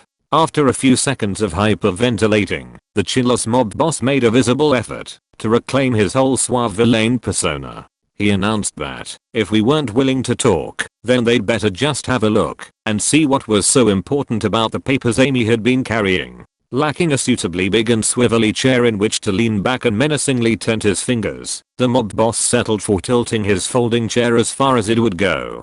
He gestured at his goons with one hand, while using the other, the one with the loaded gun in it, to steady himself against the table. There was a brief pause, while the assorted goons waited to see if their boss was going to accidentally shoot someone, and then a second pause as the big dumb goon drew out a rather grimy wad of papers and visibly balked at the sheer amount of words on them. With a deeply furrowed unibrow, and one finger moving along the page, the big goon began laboriously reading off the 4-page standard administratum boilerplate at the head of our transfer orders. The mob boss sighed, started to raise his palm to his face, nearly tilted over backwards, and grudgingly yelled at the goon to skip ahead to the part where it said why we'd been transferred to the Penal Legion. In some ways the chinless mob boss was more clever than, well, everyone else we'd met, which is honestly pretty sad when you think about it. See, instead of shrugging off the concept of a bunch of guardsmen being sent to an inquisitorial penal legion for traffic tickets, he started asking questions. Specifically, after his broken-nosed goon slurred out the fourth count of failing to vacate in a timely manner, whether there were any non-traffic related convictions. Both Sergeant Amy struggled to keep their poker faces in place as, after nearly a minute of searching, the goon read off aiding and abetting Daroga Inquisitor, some high-guardic guy with a Q name. The mob boss managed to keep his composure too, but Sarge could almost hear the oh so familiar "I'm surrounded by idiots" as he told his man to try sounding it out. The intense focus involved in deciphering the goon's slurred speech, while simultaneously keeping his chair balanced and maintaining the closest thing to a suavely confident expression possible without an actual jawline, was probably why the man didn't notice both guardsmen casually shifting around in their seats. When, on the fourth attempt, the hench goon managed Quackus, Bud with a Q, the mob boss composure finally broke. He got as far as "Wait, Quirkus? You mean Inquisitor Bloody Oak? The same Bloody Oak that with," only to be interrupted by a pair of sounds. One was a subtle metallic groan from the table, where Sarge's augmetic fingers had sunk up to the first joint into the surface, but this was overshadowed by a much louder and surprisingly high-pitched wheeing noise coming from the Partogrin standing behind Amy. While the mob boss ranted, the markswoman had casually reached one of arms behind her head, and while she didn't have quite the same crushing power of Sarge's augmetic grip, her targets were much softer. Every man in the room, even the mob boss still balancing his stupid chair, stopped and stared in sympathetic horror as the unfortunate Partogrin swayed with every slight movement of the markswoman's hand. The tableau lasted a good 10 seconds before Amy delivered a final viscous twist and the giant goon toppled over like a slow motion video of a tree falling, which gave Amy just enough time to let out a panicked squeak as several hundred kilos of goon landed directly on top her. The shocked pause continued, now punctuated by sobbing, moans from the Partogrin, and muffled curses from underneath him, until something finally gave, specifically, the bolts holding the table's top to its base. Physics being physics, the slightly bent metal tabla top flew off with enough force to, well, shear metal bolts.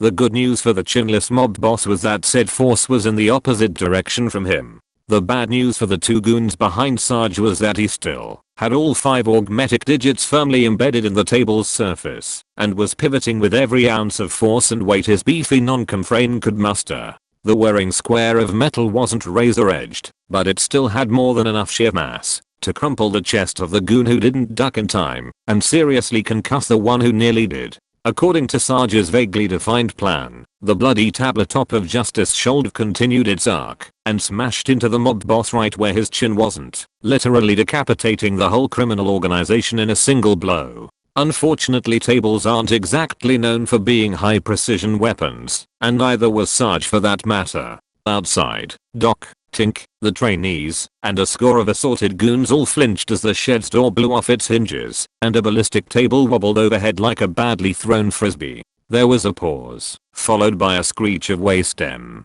and the sound of someone panic firing a silenced auto pistol. The ensuing brawl had 2 distinct parts. Outside, Doc and Tink jumped one of the 2 exterior door guards, while the ex-cleric and guardsman did for the other, but by the time both goons were down, a perimeter had formed around the group, with the shed door in the no man's land in between.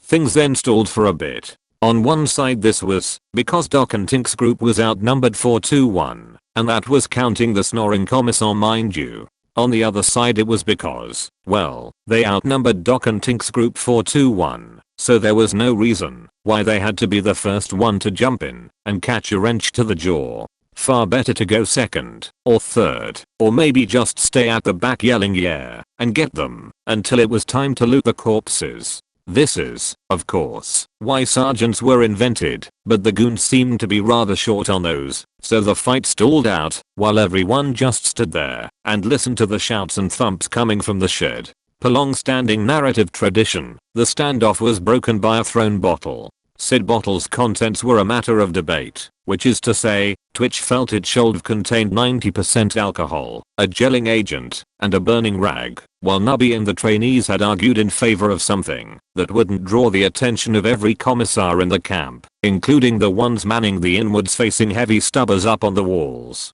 In the end, the demo trooper had settled for a mix of the floor and drain cleaners he'd liberated from the laundry's supply closet, which didn't have quite the same effect as a proper Molotov, but still left 3 men coughing and clawing at their eyes as Twitch and Nubby's group mounted their charge. The inside portion of the brawl was, if possible, even less organized. While Sarge's opener had done a number on the entrenching alarmed goons behind him, it not only failed to remove the mob boss auto pistol from the equation, it hadn't even upset the man's balance. On the bright side, it's rather hard to simultaneously balance a chair onto legs, accurately fire a gun, and scream in terror as an enraged non-com throws himself towards you. This meant Sarge only took 2 of the 4 shots sent his way as he closed to melee range, and he managed to dodge 2 more through the masterful strategy of tripping over one of the concussed goon's feebly twitching legs and falling flat on his face. Sarge still managed to make a grab for the auto pistol on his way down, and almost certainly would have snagged the weapon if the mob boss hadn't chosen that exact moment to finally teeter over backwards.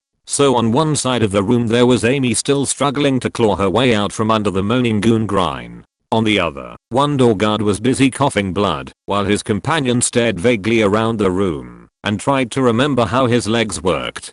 So with both Sarge and the mob boss lying on the floor, that meant the only person in the room still standing was the big dumb goon.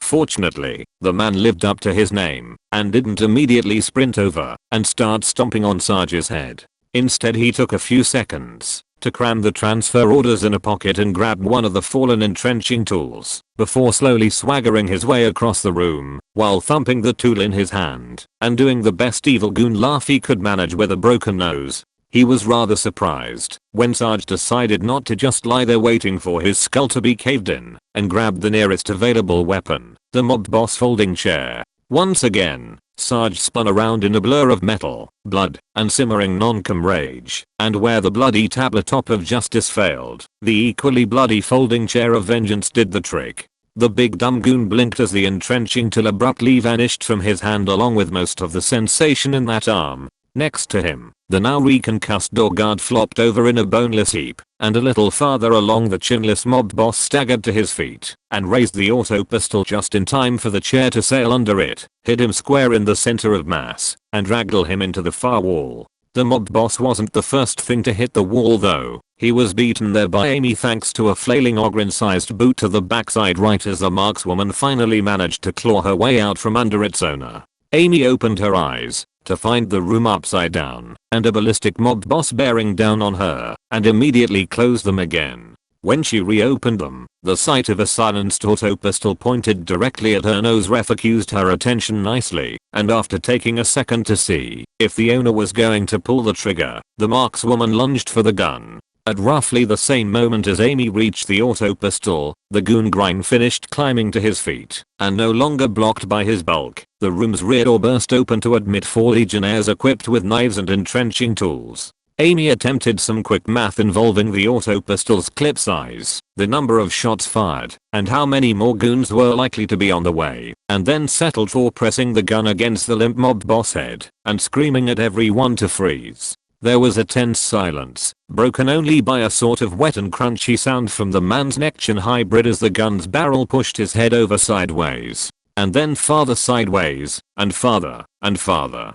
Outside, the fight had stalled out again. The mob boss shouted command and Twitch and Nubby's surprise attack had briefly escalated things, but without any real leadership present on either side. Everyone's self-preservation instincts had taken over.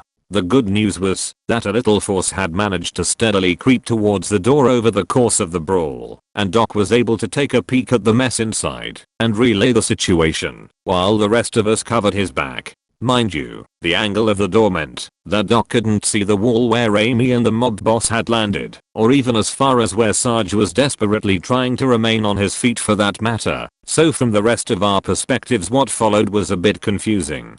First someone yelled freeze, then someone else yelled "Day whack DA boss," and then there'd been a long pause as everyone looked at the big dumb goon.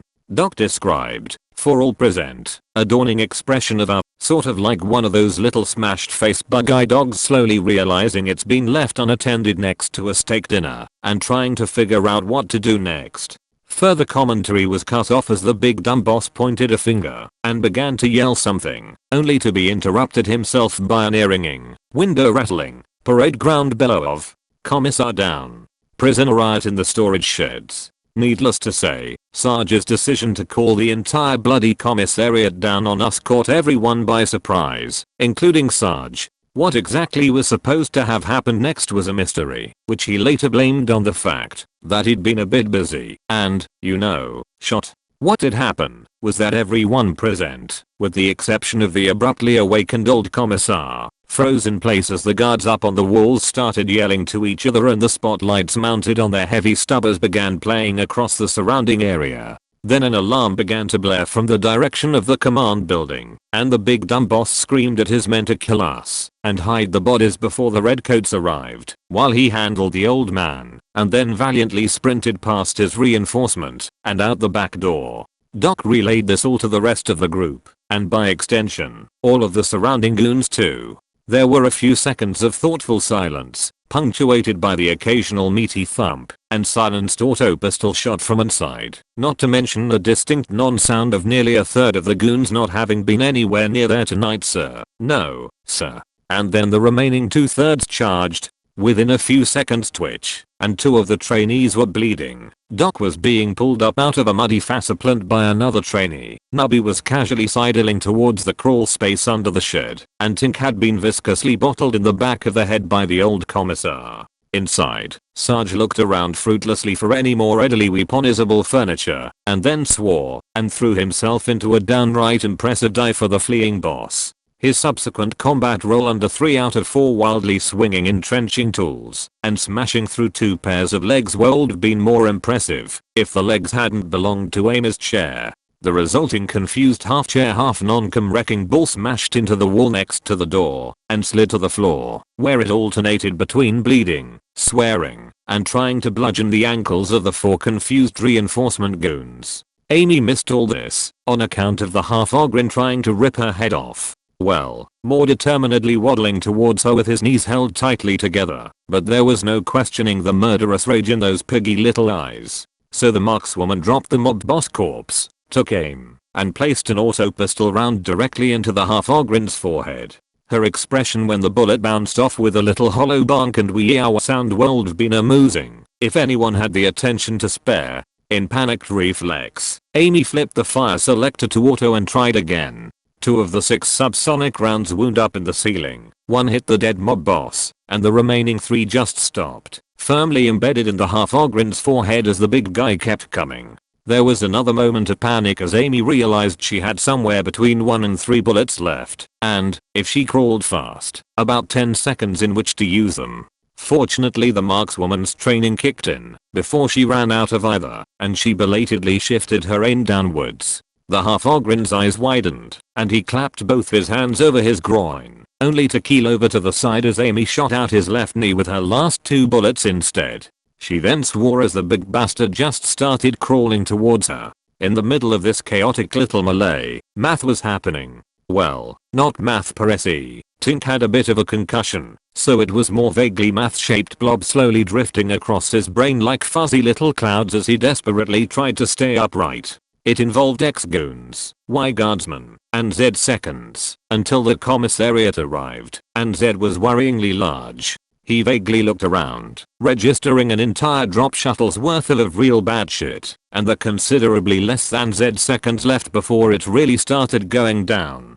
Tink's gaze finally landed back on the old commissar, indiscriminately menacing everyone nearby with the jagged remains of the bottle he'd just broken over Tink's head. In a flash of inspiration, the techie pulled out the commissar's data slit, ducked under the wildly swinging bottle, grabbed the man's non-drink in hand, and jammed the greasy sausage-fingered paw down onto the data slit's red button. He then flopped to the ground, flailing around like a fish, as his penal legion discipline collar replaced his nervous system with white-hot razor wire. Whatever the big dumb boss had done to slow down the arrival of the commissariat must have worked, because it was a solid, and very unpleasant, 2 more minutes before the relief force finally arrived, and found Amy and the old commissar surrounded by spastically twitching legionnaires. The pointy hats arrived in 2 distinct groups. The first one consisted of the old sour-faced bastard, backed up by his entire retinue of cadets, and with the big dumb boss nervously lurking right behind him, you know, just to make things obvious. Or he was lurking, until he crossed the invisible 50-meter radius around our commissar's statuslet and abruptly flopped over into the mud like the rest of us. Sourface actually stopped for him, or at least to give him a few kicks, before grumpily taking out his own dataslet and tapping in an override command. We all enjoyed a brief second of blessed relief, and then the collars reactivated as the drunk old bastard mashed his thumb back down on the panic button, while stubbornly glaring at his counterpart. Nobody except Amy was in any condition to appreciate the ensuing pissing match. She described it as a struggle of wills worthy of story and fucking song and gleefully recounted Sourface's expression when he finally stomped across the field to wrest the dataslet away just in time for the second group of commissars to arrive and ask what in the Emperor's name he was doing. The second commissariat relief force was led by our two depressed cadets, who had the familiar look of people desperately hoping that whatever was going on wasn't their fault. Rather more importantly, it was also commanded by the commandant, who, since Amy had apparently scheduled our meeting during some big distracting brass brief, had brought along a nice big audience of senior officers for the good old public reaming that followed. Now, it didn't start as a reaming. Getting caught mid-slap fight with another commissar might have been a bit undignified, but was perfectly understandable to anyone who'd actually met our commissar.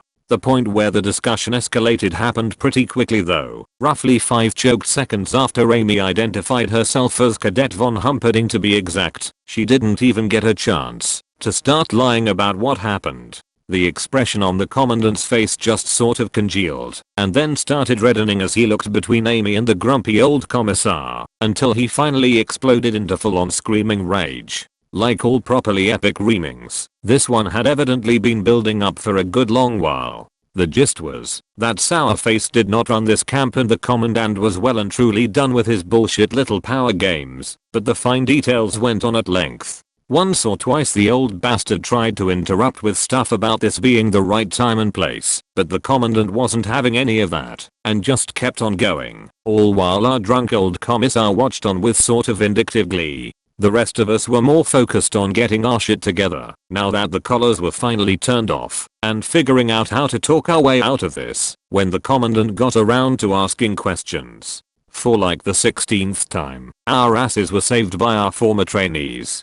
The ex-scribe and cleric had been thinking down exactly the same lines as Tink, but had the forethought to actually put on their scan-proof scarf thingies first. Then when Tink beat them to the punch, they'd then been smart enough not to walk around and get noticed. Now they were up on their feet, helping Amy collect everyone, and providing someone who was not Sarge to handle the talking. Our drunk old commissar's attention was seized via a dose of stim and the offer of a fresh bottle. We got his gaze focused on the general vicinity of Amy, who was actually trying to look like a grateful rescuee, and then a very edited version of the last several minutes was remembered to him. We weren't sure how much really sank in, but the idea that he might have done something heroic definitely seemed to have been established, and he seemed nearly coherent by the time the ex-cleric unsubtly asked how much it would annoy Soreface if Amy were to become one of his cadets. Eventually, the raging commandant brought us all back to the present series of totally foreseeable, easily preventable,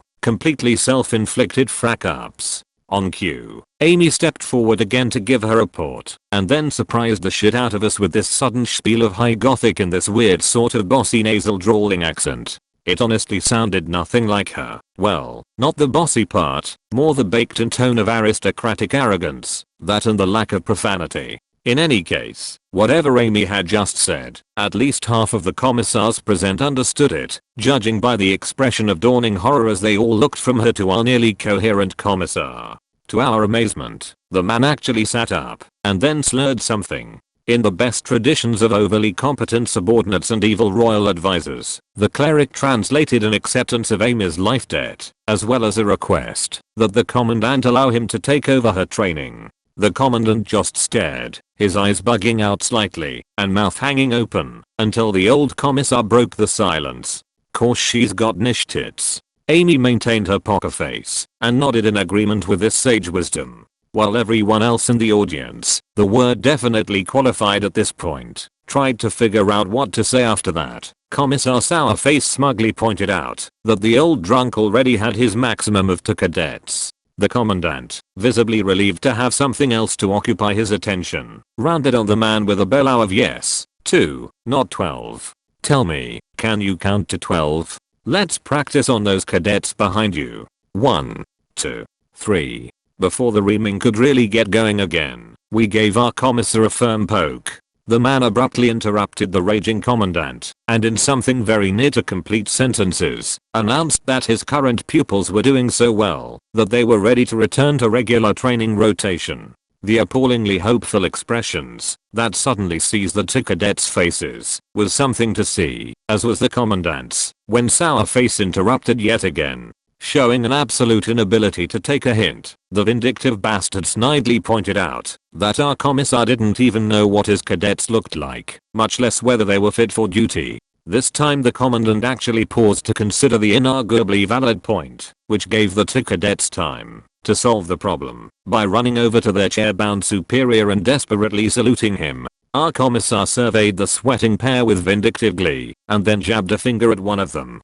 Yeah, dish one here. Haven't caught him with any more porno slates of Philinid Guardswomen since. The commandant cleared his throat and asked if he meant Cadet Yuriv, and was informed that I calls him Yiffy, cause the porno slates of the before the blushing cadet in question loudly thanked his superior for his support and ran for the barracks. The other cadet, an expression of desperate optimism on his face, pointed out that the commissar had said both of them were ready and got shot down with a shut-up sniffy. After a few seconds of croggled silence, the commandant just nodded at Amy, and then we seized our chance and made a tactical withdrawal under cover of Sourface's attempt to snap graduate 11 of his cadets into full commissars, and the commandant's enraged response. A miserable looking cadet Sniffy started to come with us, but Amy's cheerful, yes cheerful, insistence that she wouldn't have any trouble taking care of the commissar by herself cheered him up immensely, and he buggered off. The old commissar was also cheered by Amy's declaration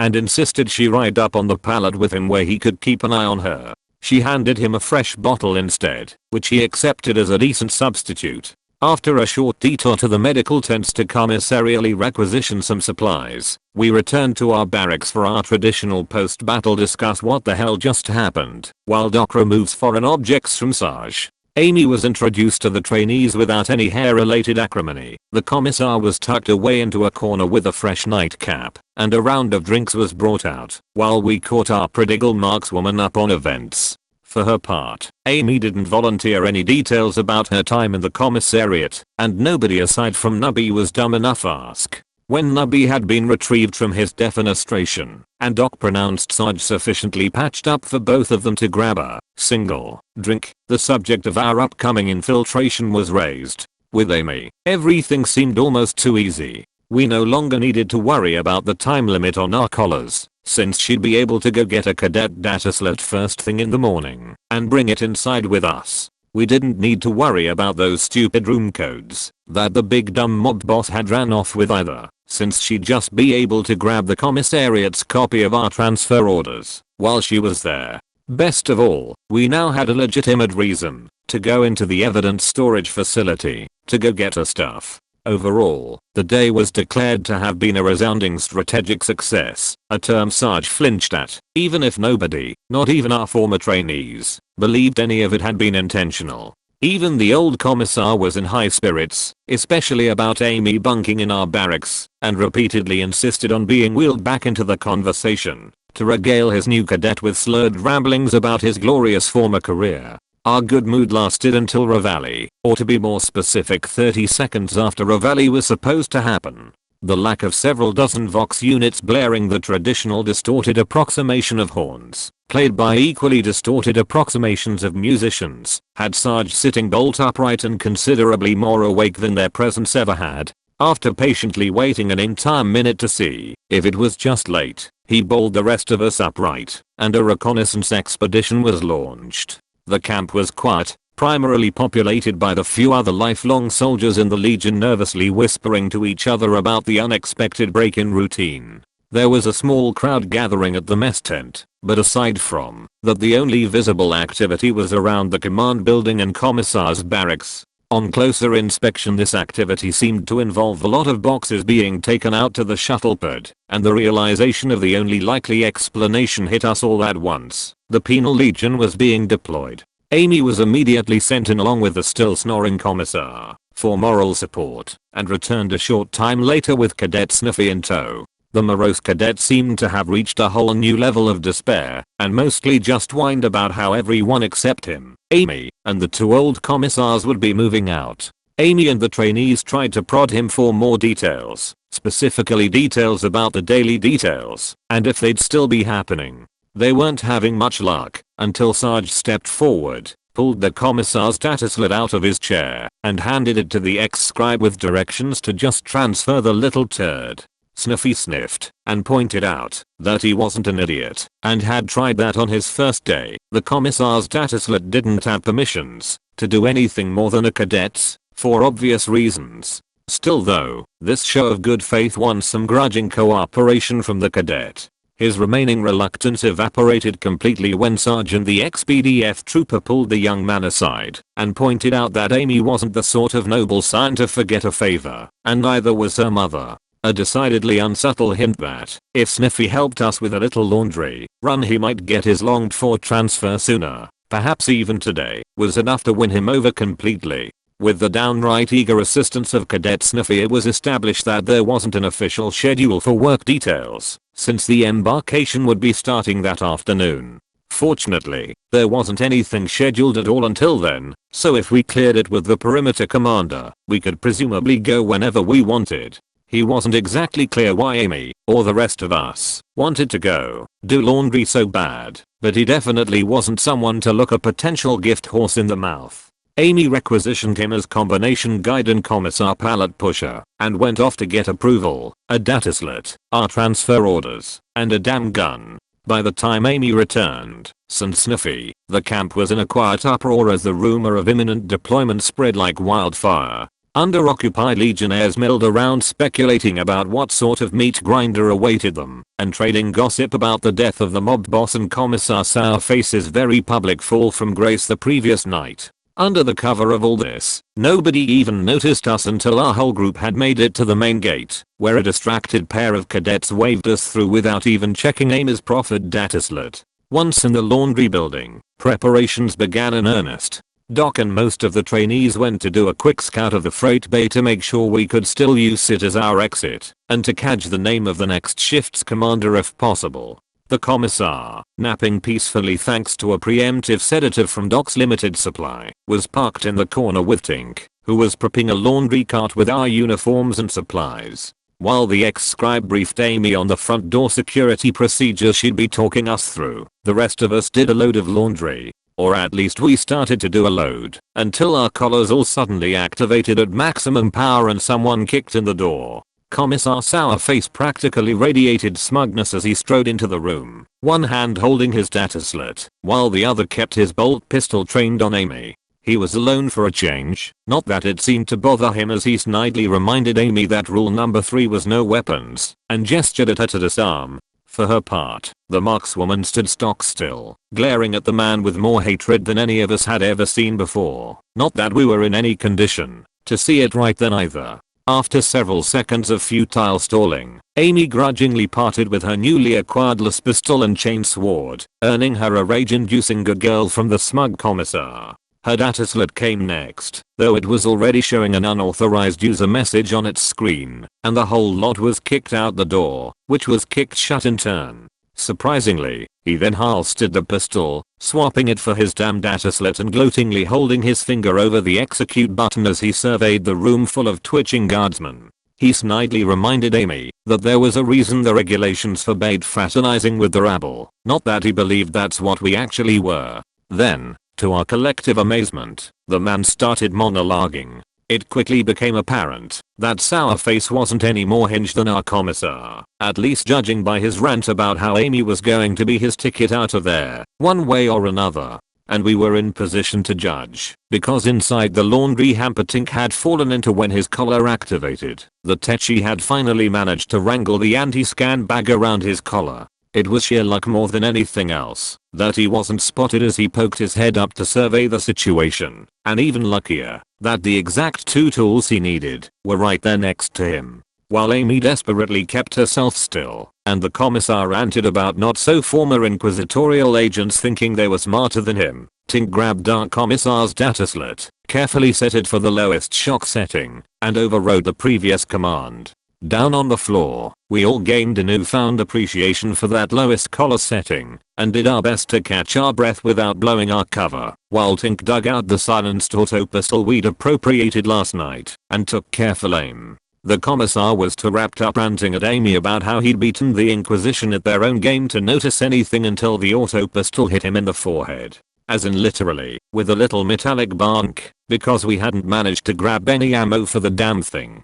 Honestly, it was a mystery why we'd even brought it. In any case, even if Tink didn't have the same sort of lethal throwing arm as Sarge, and had actually been aiming for the dataslet in the commissar's hand, the pistol's impact butt first into the man's forehead gave us the opening we needed. Actually, the impact itself barely even fazed the commissar. It was a second or so of confusion as he brought up the dataslet and fruitlessly tried to find Tink's collar on its display that gave Amy enough time to lunge for the man's neck. Not that Amy's attack went any better than Tink's. The crazy old commissar was fast, far faster than someone his age had any right to be in our opinions. Amy's lunge abruptly changed direction as the man spun out of the way, grabbed one of her reaching arms, and threw her across the room, accompanied by the audible pop of a dislocating shoulder joint. However, this in turn gave Twitch enough time to act, and one of his homemade chemical grenades smashed against the commissar's chest. Amazingly, even getting doused in whatever cocktail Twitch put in those things wasn't enough to do more than slow the crazy old bastard. The commissar reeled backwards, holding his breath, and keeping his eyes closed, until he was clear, and then abruptly turned and put his boot into the ex-scribe's face mid-tackle. Nubby's own lunge fared a bit better thanks to his shockproof augmetics, carrying him over the face-planted trainee, and directly towards the commissar's face, only for the man to snatch him by the collar mid-air and hurl the little trooper across the room. It was when he realized that Nubby was holding his precious dataslet that the man started to panic. The commissar immediately reached for both his pistol and chain sword, but didn't manage to draw either before Sarge's shoulder check hit him in much the same way a Florent hits a dumb scout marine. The impact as the pair hit the industrial scale laundry units was quite literally bone shattering, and while Sarge managed to stagger upright on his third attempt, the crazy old bastard stayed down for the count.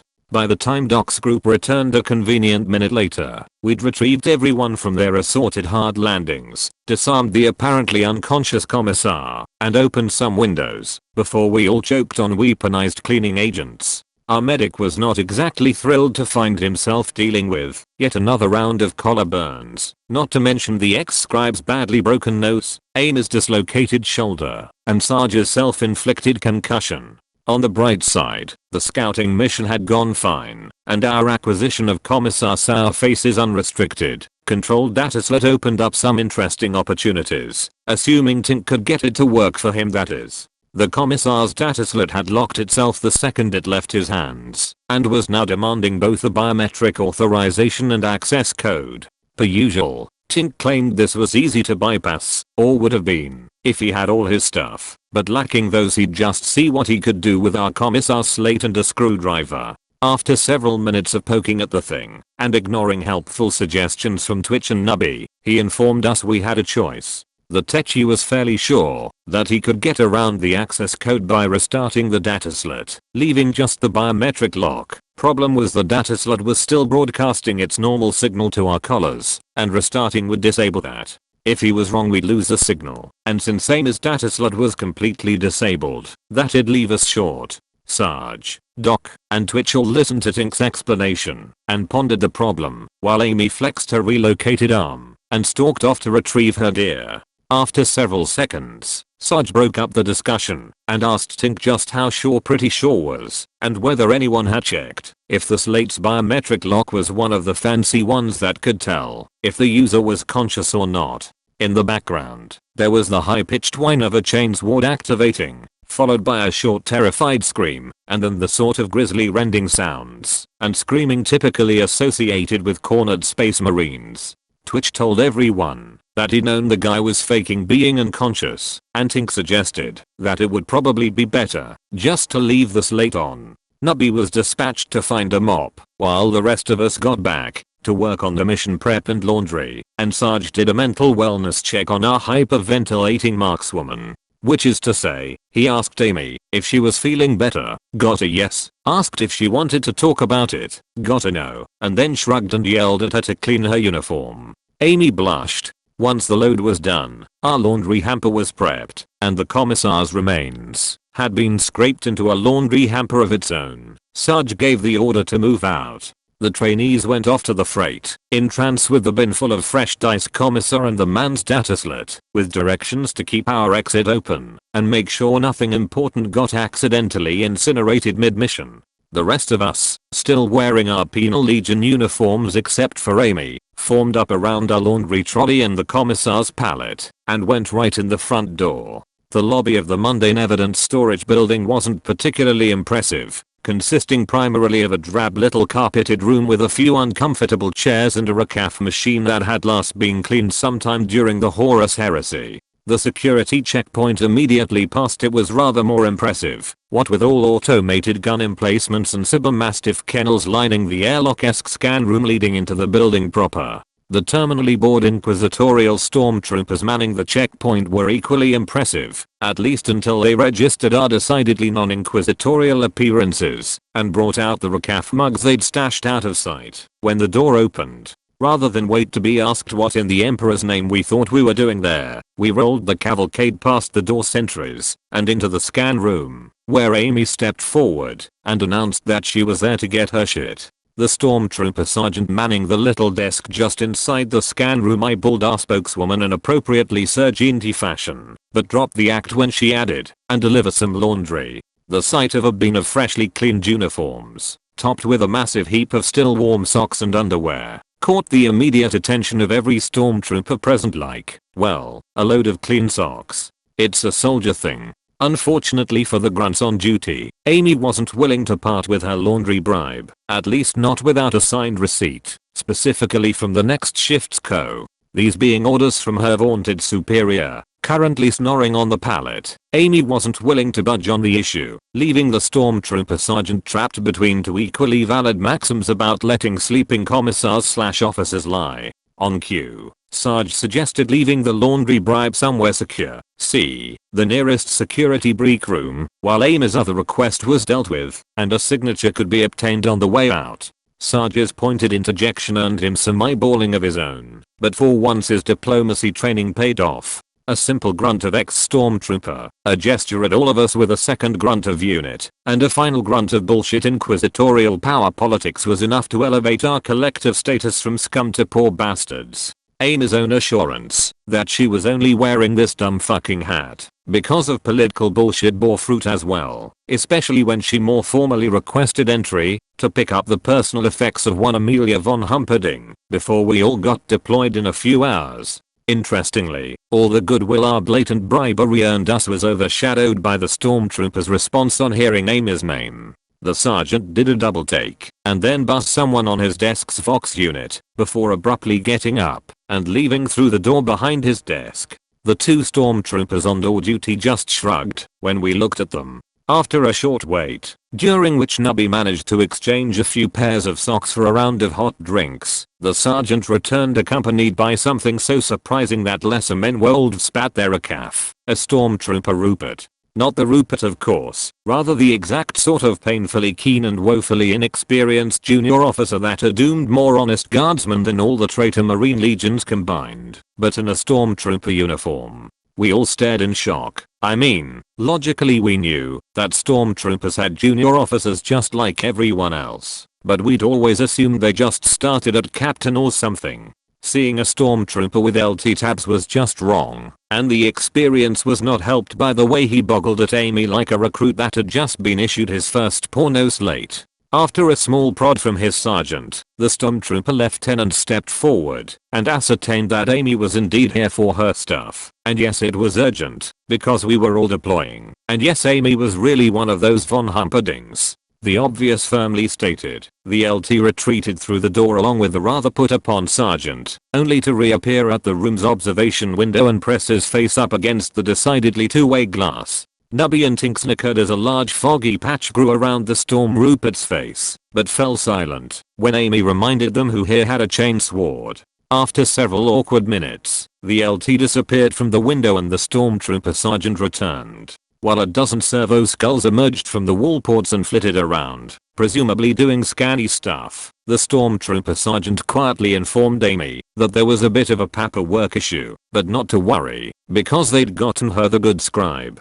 Said good scribe turned out to be a wizened old man in an augmetic wheelchair, unfortunately accompanied by the lieutenant. The jury was still out on whether the little tid was a ladder climber trying to score points with the family of a Lord General, or if he just had a thing for women in slightly blood-stained commissariat uniforms. But whatever the reason, he was practically bending over backwards to make Amy happy, and this included volunteering a squad of stormtroopers to replace her retinue of penal legionnaires. On cue, Sarge volunteered to take our bin of laundry down to the guardroom, along with the LT's orders, and before long a whole squad of neckerchief-sporting stormtroopers returned, ready to escort and go for the facility's honored guest. The question of whether the lieutenant knew the appearance of his own men well enough to spot the swap was sidestepped when Amy blithely responded to the facility's no weapons rule by handing over her gore-covered chain sword and asking the LT to personally take care of cleaning it for her. With the Stormtrooper out of the way, the scribe assigned to us proved every bit as good as the sergeant had promised. He waved away Amy's sob story about her orders being mislaid and the time-critical nature of things given our imminent deployment to some horrible meat grinder, assuring her it wouldn't be a problem at all. In a surprisingly short time, he'd managed to pull up the room number for her gear, produced and filled out a dozen or so arcane requisition forms, and led the way out to the final security checkpoint between us and the facility proper. This second checkpoint hadn't been on the interrogator's plans, but that was understandable given it looked like it had been set up within the last few days. It wasn't much, just a single stormtrooper with a clipboard and a senior looking scribe sitting at a desk covered with dome and servo skulls. We watched as our scribe rolled forward and a sort of bureaucratic arm wrestling match began, with a lot of arguing about the difference between a release order and a disposal order and why our request didn't violate some sort of freeze. For his part, the stormtrooper eyed us and casually asked why we were all wearing scarves. There was a brief moment of panic, during which Sarge mentally ran through all of the vague excuses we'd come up with, before finally shrugging and just raising the edge of his scarf to expose a discipline collar and announcing that we were wearing them because our Inquisitor was a massive asshole. The stormtrooper winced in sympathy, but then frowned and pointed out that he only had authorization to let through active HQ troopers, and he would need to verify our credentials. Sarge began to proffer his doctored ID card, hoping like hell that Tink had done as good a job on them as he'd claimed, but the stormtrooper waved him away and asked the pair of arguing scribes whether the sicker had come back from the bathroom yet. Fortunately, the answer to that question was no, or more precisely, a sarcastic eye roll and a gesture at the general sickerlessness of the area. The stormtrooper muttered something and leaned over to the desk's intercom and was rewarded with a pained voice telling him yeah, but which massive asshole? To our collective relief, Sarge actually managed not to blurt Rogue Inquisitor Oak, but his decision to stand there silently panicking wasn't that much of an improvement. Fortunately, before any of us decided to try our hands at bullshitting past a sicker, our scribe helpfully suggested that if we could describe our Inquisitor, they could help us remember their name.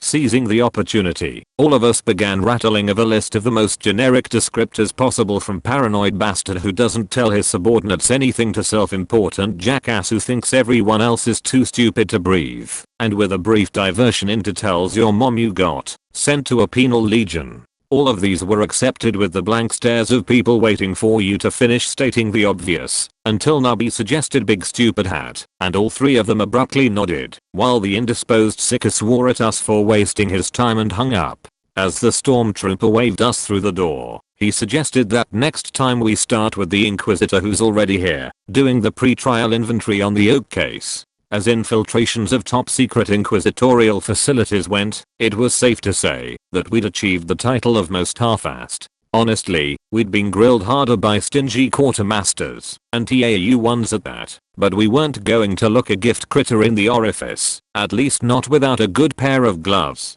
That said, we did still try to pry some information out of the scribe as he and the servo skull led us through the massive grid of corridors, but there was something about the place that seemed to discourage conversation. The walls just sort of drank in sound, making it hard to do more than nod along as the scribe nattered about how the recent servitor recall had made such a mess of things. In fact, according to the scribe, the facility was so short on manpower they'd been trying to get the Penal Legion to assign a few details to help inside as well as outside, but they hadn't been able to get the security authorization. Doc broke in and asked whether Amy's assigned penal detachment could come in with her under her security, and the rest of us groaned at the realization that we probably could just walked in without any of the stupid disguise or laundry stuff. At least the helpful old scribe was able to authorize the return of Amy's legionnaires, actually printing out a little form from an augmetic in his chair and handing it to Amy with a cheerful suggestion that she just take it to the guards on the freight exit instead of bothering the main security office. The door our guide skull led us to was a little smaller and lower security than most of the ones we'd seen. It was only the 3 stormtroopers with a cargo pallet that set it apart. They seemed surprised to see us, boggling slightly at the sight of the snoring commissar, but straightened up when the scribe asked them what they were doing. After a short awkward pause, one of them explained that they had a disposal order for the room and handed over a data slot. The scribe looked at it for a few seconds, announced he saw the problem, and promised to get it all sorted out. He instructed the trio to come with him and began rolling off down the hallway, only to sheepishly roll back and open the door for us when Tink called after him. None of us had really known what to expect inside an inquisitorial evidence storeroom, but the reality was worse than we could have ever imagined. There were boxes, shelves, filing cabinets, and bins, all packed together more densely than any functionally sane human would want, but up above them was something terrible. Rows upon rows of metal racks reached all the way to the ceiling, every centimeter of them festooned with bulging opaque plastic wafers, each one containing a single vacuum-sealed item.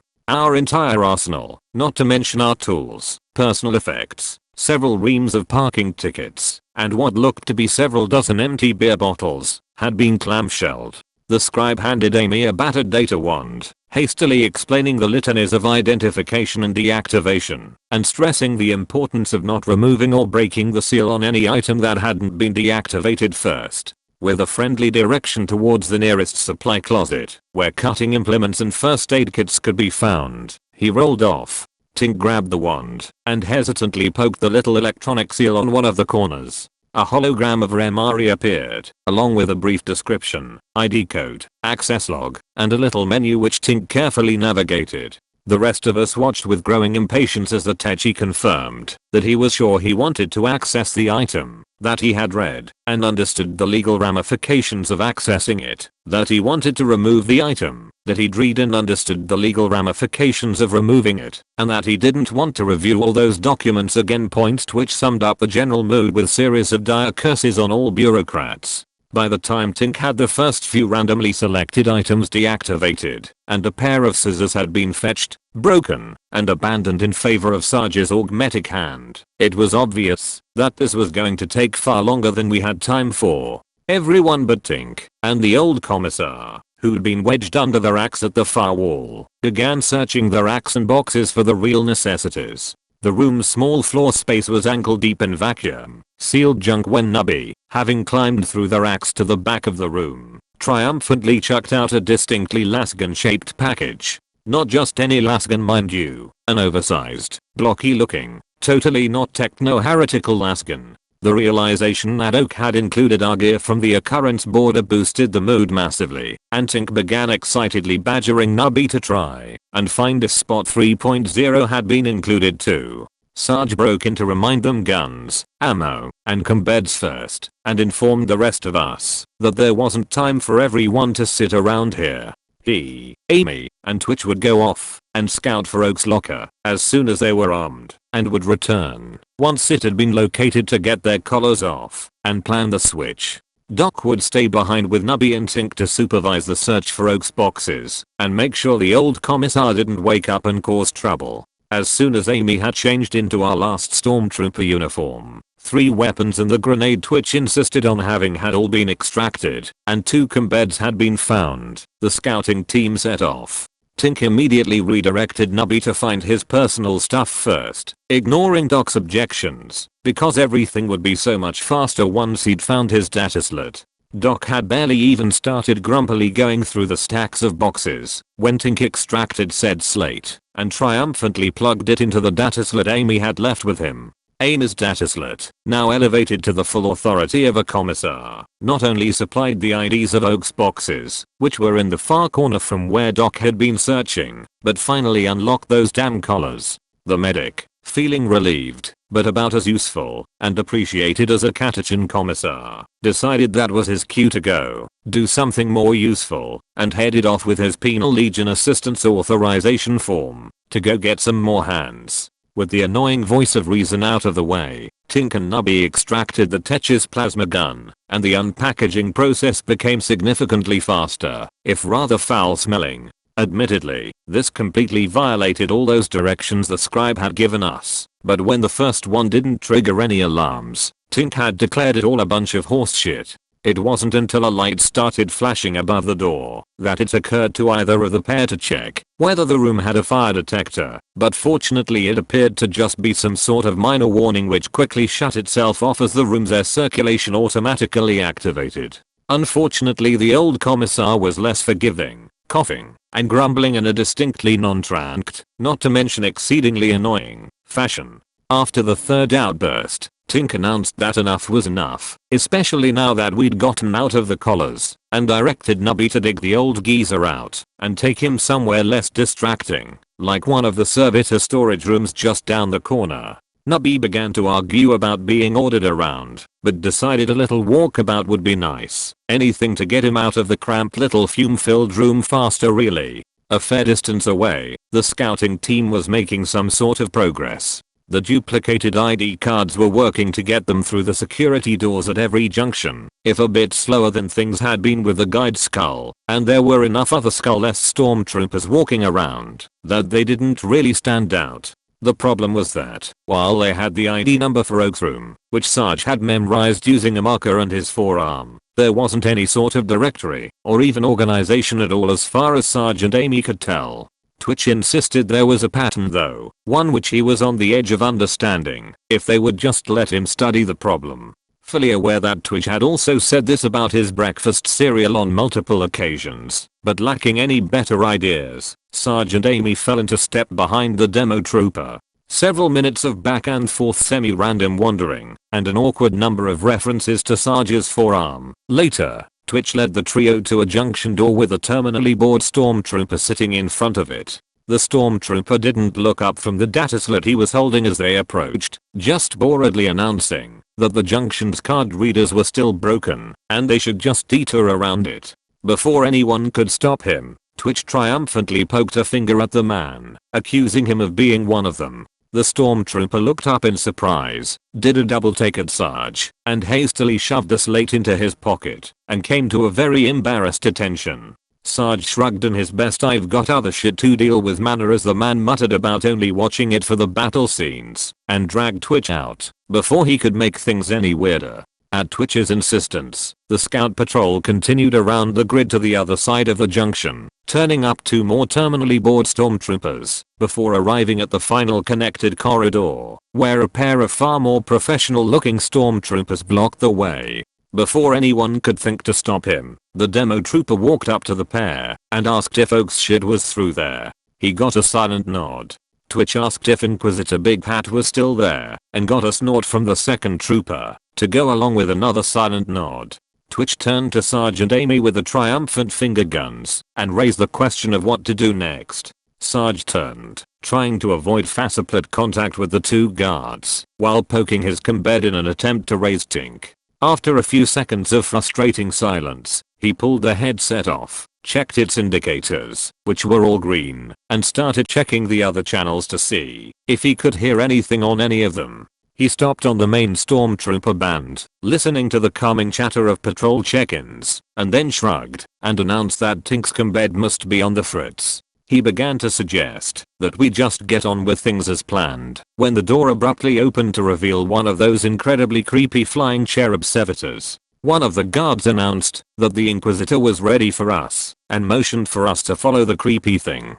Tink and Amy stared in shock, but Sarge just nodded and motioned for the pair to follow him into the hallway. As it turned out, Oak's case did not have a room. It had the entire damn hall, both sides, and the pre-trial inventory was in full swing. The hall was littered with pallets, boxes, stormtroopers, of both the half-assed and rod-assed varieties, and at least a dozen scribes with data wands and slates moving between the rooms. The only thing absent were the guide skulls, having all been replaced by horrible flying cyber babies with inquisitorial icons stapled to them. Twitch quietly pointed out that anyone creepy enough to use cherub servitor should automatically be considered a heretic. Amy nodded in fervent agreement, and Sarge suggested that this really was not the time or place for that sort of discussion. The cherub led them to the largest door in the hall, a void-shielded high-security job with wards all over it. In front of the door was a harassed-looking man in a big dumb hat, waving a servitor control wand around and berating a random scribe. The Inquisitor, because there's no way he wasn't one, looked up in vague surprise as the group approached and waved the scribe away. Sarge, lacking any better ideas, saluted and then stood there, while Twitch and Amy silently watched and tried not to panic.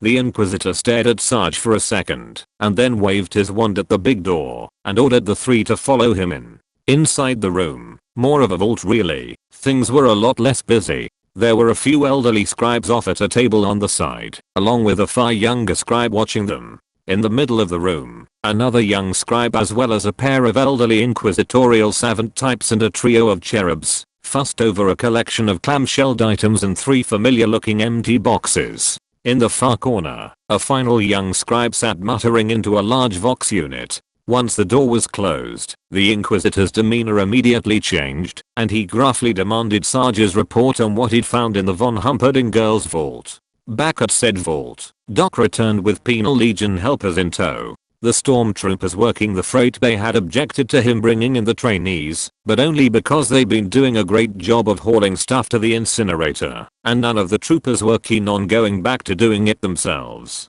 They'd bowed in the face of Doc's little printed form though, and reluctantly allowed their helpers to head inside, along with several empty pallets and one laundry hamper full of fresh minced commissar. Bringing the group through the facility hadn't been a particular problem either, except for the part right at the end, where Doc encountered Nubby trying to jam the sleeping old commissar into the tiny supply closet across the hall. Doc sent the trainees in to start helping Tink, and went off to supervise Nubby's drunk commissar storage project. The cretinous little trooper whined that he checked every door he had access to, and the small supply closet was the only one even remotely acceptable.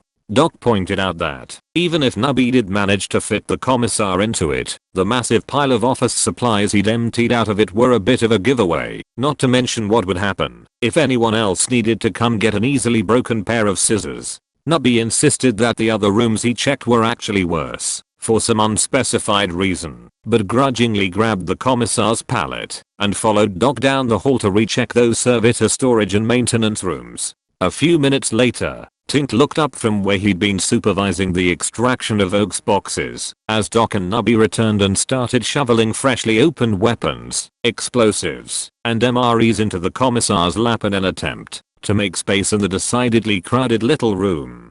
Tink was not happy with the return of this distraction, especially when Doc and Nubby couldn't really explain what was wrong with all the other rooms, just waving their hands and going on about how they checked and the rooms were unacceptable. The trainees butted in, pointing out that having him there wasn't really that much of an inconvenience, especially now that the ventilation was on full blast, but the Techi insisted that it would ruin his nice efficient process. Tink ordered the trainees to finish opening the items he'd already deactivated. He refused to leave his plasma gun with them, on the grounds that they'd probably break it, and then led Doc, Nubby, and the commissar pallet out into the hallway. The argument continued in the hallway for a minute, with both Nubby and Doc insisting that the only other remotely acceptable option was the little supply closet. Tink, agreeing about the stupidity of the little closet, but still trying to ascertain what exactly was so damn wrong with his previous drunk commissar storage suggestions, finally yelled at Nubby and Doc to just show him, and grabbed the commissar's pallet. A short walk brought the trio back to the door of the servitor storage bay, where Nubby rolled his eyes, jimmied the door, looked in, and then made a little aha gesture.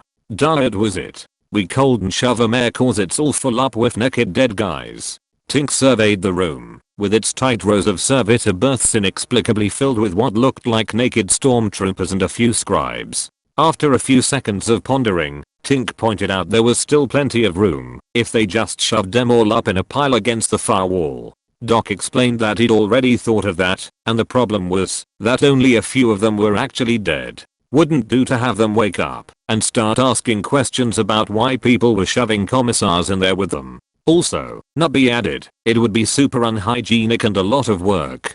Tink nodded in reluctant agreement with their sound logic and began to turn the pallet back around, only to abruptly stop part way, nearly sliding its snoring cargo off, and ask what was wrong with the other room. Doc and Nubby both looked at each other, obviously waiting for the other to explain, until Nubby finally made a little apathetic shrugging gesture. He walked up the door labeled Servitor Maintenance and Control Shrine 4 and knocked on it. Tink watched, slightly nonplussed, as an annoyed looking man in robes opened the door and firmly stated that no means no, not even if they asked pretty please, or promised he wouldn't wake up, not to mention throw up. Doc immediately apologized and began offering tips on cleaning bodily fluids out of clothing, but stopped as the man made a little gesture and touched the glowing crystals on the ornate necklace he wore. Tink peeked behind the Seeker, surveying the impressive little cogitator array that had been wired into the building's main control and communication systems. He paused for a second, looking from the cogitator to the Seeker to the closed servitor bay, and then back to Doc and Nubby. Tink took a deep breath and pointed at the servitor bay. Okay, so we can't put the commissar in that one because there's a bunch of stripped stormtroopers already hidden there. Doc and Nubby both nodded, while the Seeker rolled his eyes and made a get along with it gesture. And we can't put him in this one because this guy's already using it for his secret inquisitorial mission. More nods and eye rolling. And that supply closet was way too small, unless I make it bigger, that is. Tink raised his plasma gun, and both Doc and Nubby nodded at this novel out-of-the-box solution. The Seeker winced and touched his crystals again, and all three guardsmen deflated as they realized that there were probably a lot of reasons why cutting holes in the wall with a Xenotech plasma weapon was a bad idea. Tink paused, double-checking that incongruous thought, and then sighed. You know, if I had a throne for every time we blundered into another inquisitorial team mid-mission, I'd only have 2, which isn't a lot, but it's weird that it's happened twice. Doc laughed. Nubby laughed. The Seeker blinked. Tink shot the Seeker. Of course, now the problem was that, as Nubby put it, there's dead Seeker juice everywhere. Tink nodded in resigned agreement, admitting that it really wasn't the sort of place to linger in, you know, in case they caught dead Seekeritis or something. Down on the floor, Doc finished putting a dressing on the definitely dead Seeker's chest wound, and blinked a few times. As Tink and Nubby wheeled the commissar out, Doc jogged after them, grabbed one of the pulse carbines off the pallet, and shot the Seeker again, in the head this time, and then dragged the Techi back in, to take a look at the cogitator setup. Nubby remained in the hallway with the commissar, insisting he had a family history of dead Seekeritis. In a room full of not dead Seekers, Sarge delivered an exceedingly precise report of the contents of Amy's vault. To wit, parking tickets, guns, explosives, beer bottles, and more parking tickets. After nearly a minute of this, the Inquisitor held up a hand and clarified that he wanted to know what had happened and why Sarge was here.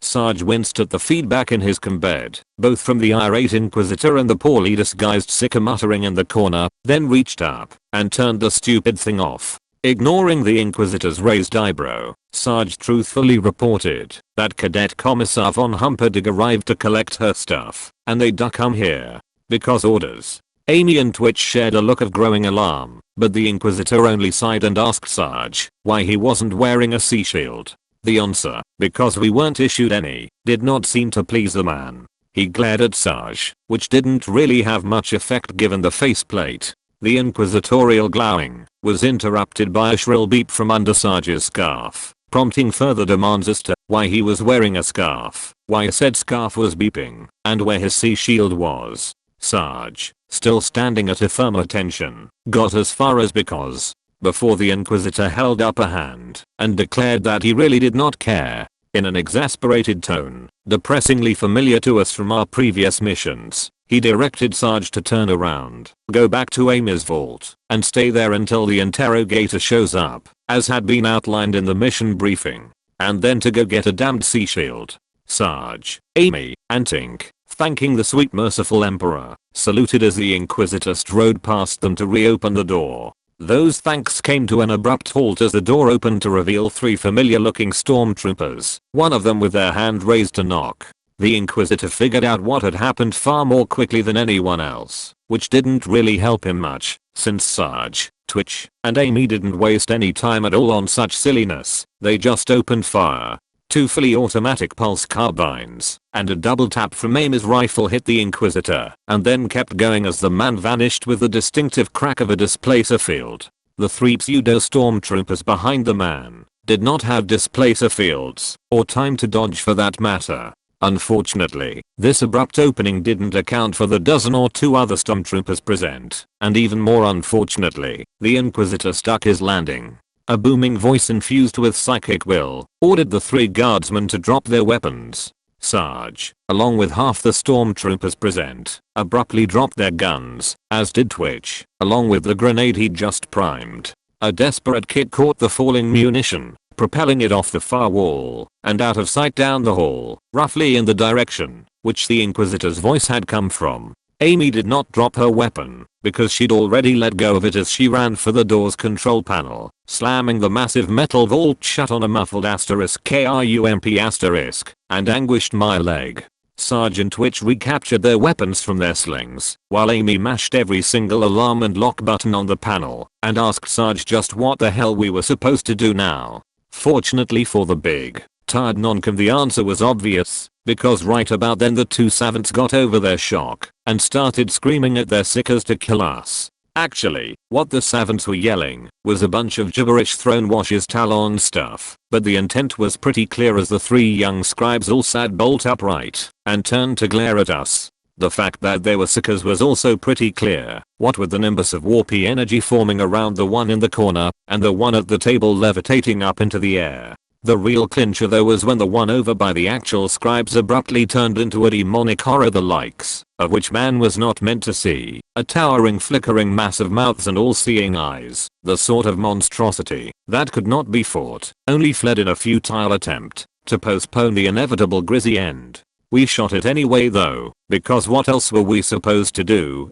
Whatever the Seeker thought was going to happen, it wasn't 3 guardsmen panic firing Xenotech plasma weapons in an enclosed area. When Sergeant Twitch ran out of ammo, all that was left of the Seeker, not to mention the chair, table, half a shelving unit, and one of the hypnotized scribe's arms, was a smoldering stain on the vault floor. The 2 remaining Seekers and their savant handlers all stared in utter shock, which was finally broken as Amy realized she still had a few shots left and promptly shot one of the savants. The remaining old man drew a needle pistol and leapt for cover, screaming more command phrases and gesturing with the data wand in his free hand. Sergeant Twitch both ducked as all 3 cherub servitors swarmed them, prodding at their faces and hands with miniature shock mauls while screeching and laughing in a far more disturbing way than the Forks demon had managed. Sarge, cursing whatever had possessed him to come down here without his full kit, or at least a damn sidearm, tried to swat away the cherubs with his guns, but while Twitch desperately tried to reload, he expanded that cursing to include his decision to leave the damn collar on, as the device in question suddenly progressed from beeps to warning shocks. Twitch added his own swears as his collar kicked in two, and he dropped his reload. Realizing she was the only one with a functional weapon at present, Amy fell back into cover and lined up a shot on one of the cherubs, only to miss entirely as an invisible force wrenched her pulse rifle upwards. The markswoman, having just gotten her damn gun back and being none too keen on losing it again, tightened her grip on the bucking weapon. The Telekine Sicker grunted and pulled harder until the pulse rifle finally rose over the top of the shelves, with an irate Amy dangling under it, loudly promising to shoot him in his stupid Sicker face the second he let go. Sarge missed the magical levitating markswoman, at first because he was a little busy trying to fend off the cherubs, and then because his mind abruptly went blank. Across the room, the Sicker by the Vox unit let out a groan of distress as several decades of literally guard issue battle damage weighed down on his psyche, followed by a sharp electric shock to the neck. Sarge flinched and swore at his damn collar, and then blinked as he registered the, thankfully still empty, gun he had pointed at Twitch's head. Any introspection that might have happened after coming this close to fucking up was postponed as one of the cherubs whacked him right in the faceplate with its mini maul. Sarge swore yet again, dropped his weapon onto its sling, and just grabbed the annoying little shit out of the air by a decoratively flapping wing, and swung it into one of its companions in a spray of feathers and servitor lubricant. Twitch, having finally succeeded in reloading, turned to take out the last cherub, only for his mind to go blank as well. Sarge, being gratifyingly quick on the uptake for a change, managed to grab the mind-puppeted demo trooper's weapon and yank the barrel upwards just in time. Twitch responded by repeatedly attempting to shank him with a sharpened fork, but didn't manage to penetrate the armor before his collar activated again, and the Sicker released him with a pained yelp. A good 3 meters above all this, Amy's teeth grip on her weapon carried her over the top of one of the shelving units, as well as the rather surprised Savant using it as cover. Rather than wait for the elderly man to shoot her like so much skeet, the markswoman twisted her body around and planted both feet against the side of a heavy-looking box and kicked off as hard as she could. The box, proving even heavier than it looked, barely even shifted. The shelving unit on the other hand, the Savant let out a little screech of terror and sprinted along the aisle, throwing himself to the ground as the shelves finally slammed into their neighbor, pushing it over as well, and leaving him in a small gap full of falling clamshell casings. Amy surveyed the carnage as a third set of shelves began to teeter, and found herself drifting off into a sort of peaceful doze. She didn't even realize she'd let go of her weapon until the strap caught her in the armpit, abruptly jerking her attention back to the present. Amy twisted around to glare at the telepathic Sicker by the Vox unit, and after a brief survey of the available options, grabbed her stormtrooper helmet and hucked it at him.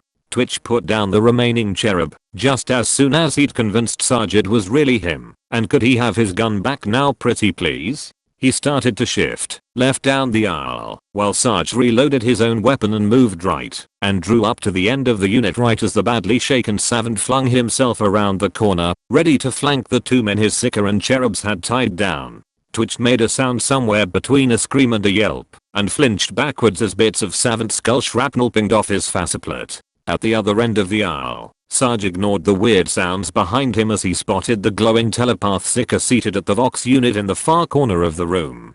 His carefully aimed shot missed as a ballistic helmet whacked the young man in the face, dropping him to the floor. Swearing some more, especially as the collar shocked him again, the non-com sprinted down the aisle, confirmed the kill, and turned to try and get a shot at the remaining Sicker. The Telekine, a girl even younger than Fumbles, who insisted he was 23, abruptly realized that shit had gone truly south, and released a psychic shockwave that blew Sarge, Twitch, the scribes, and several shelves backwards. Amy was also hit by this blast, but true to her word, the second the markswoman's rifle was released from its psychic grip, she turned, drew a bead on the Sicker mid-air, and dropped the girl with a solid center of mass shot.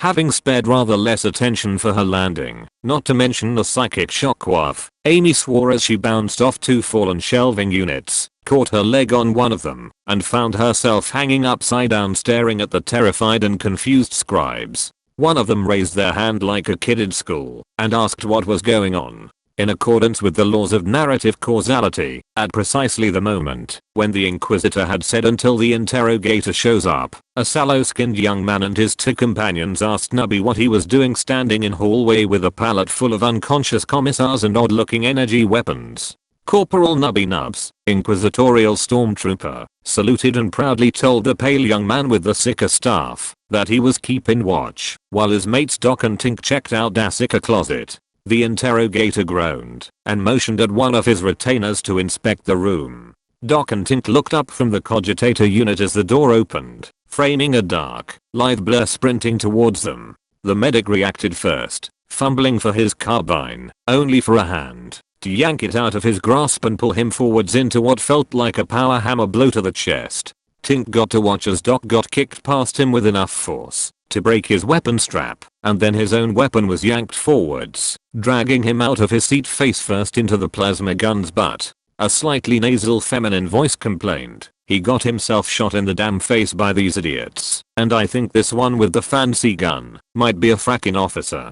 Doc and Tink tried. They really did. Despite the broken ribs, Doc managed to get back up and launch a tackle at the body-suited woman, who, to be fair, wasn't even looking at him, only for her to slap him in the face hard enough to shatter his faceplate and leave the stunned medic in a heap on the floor.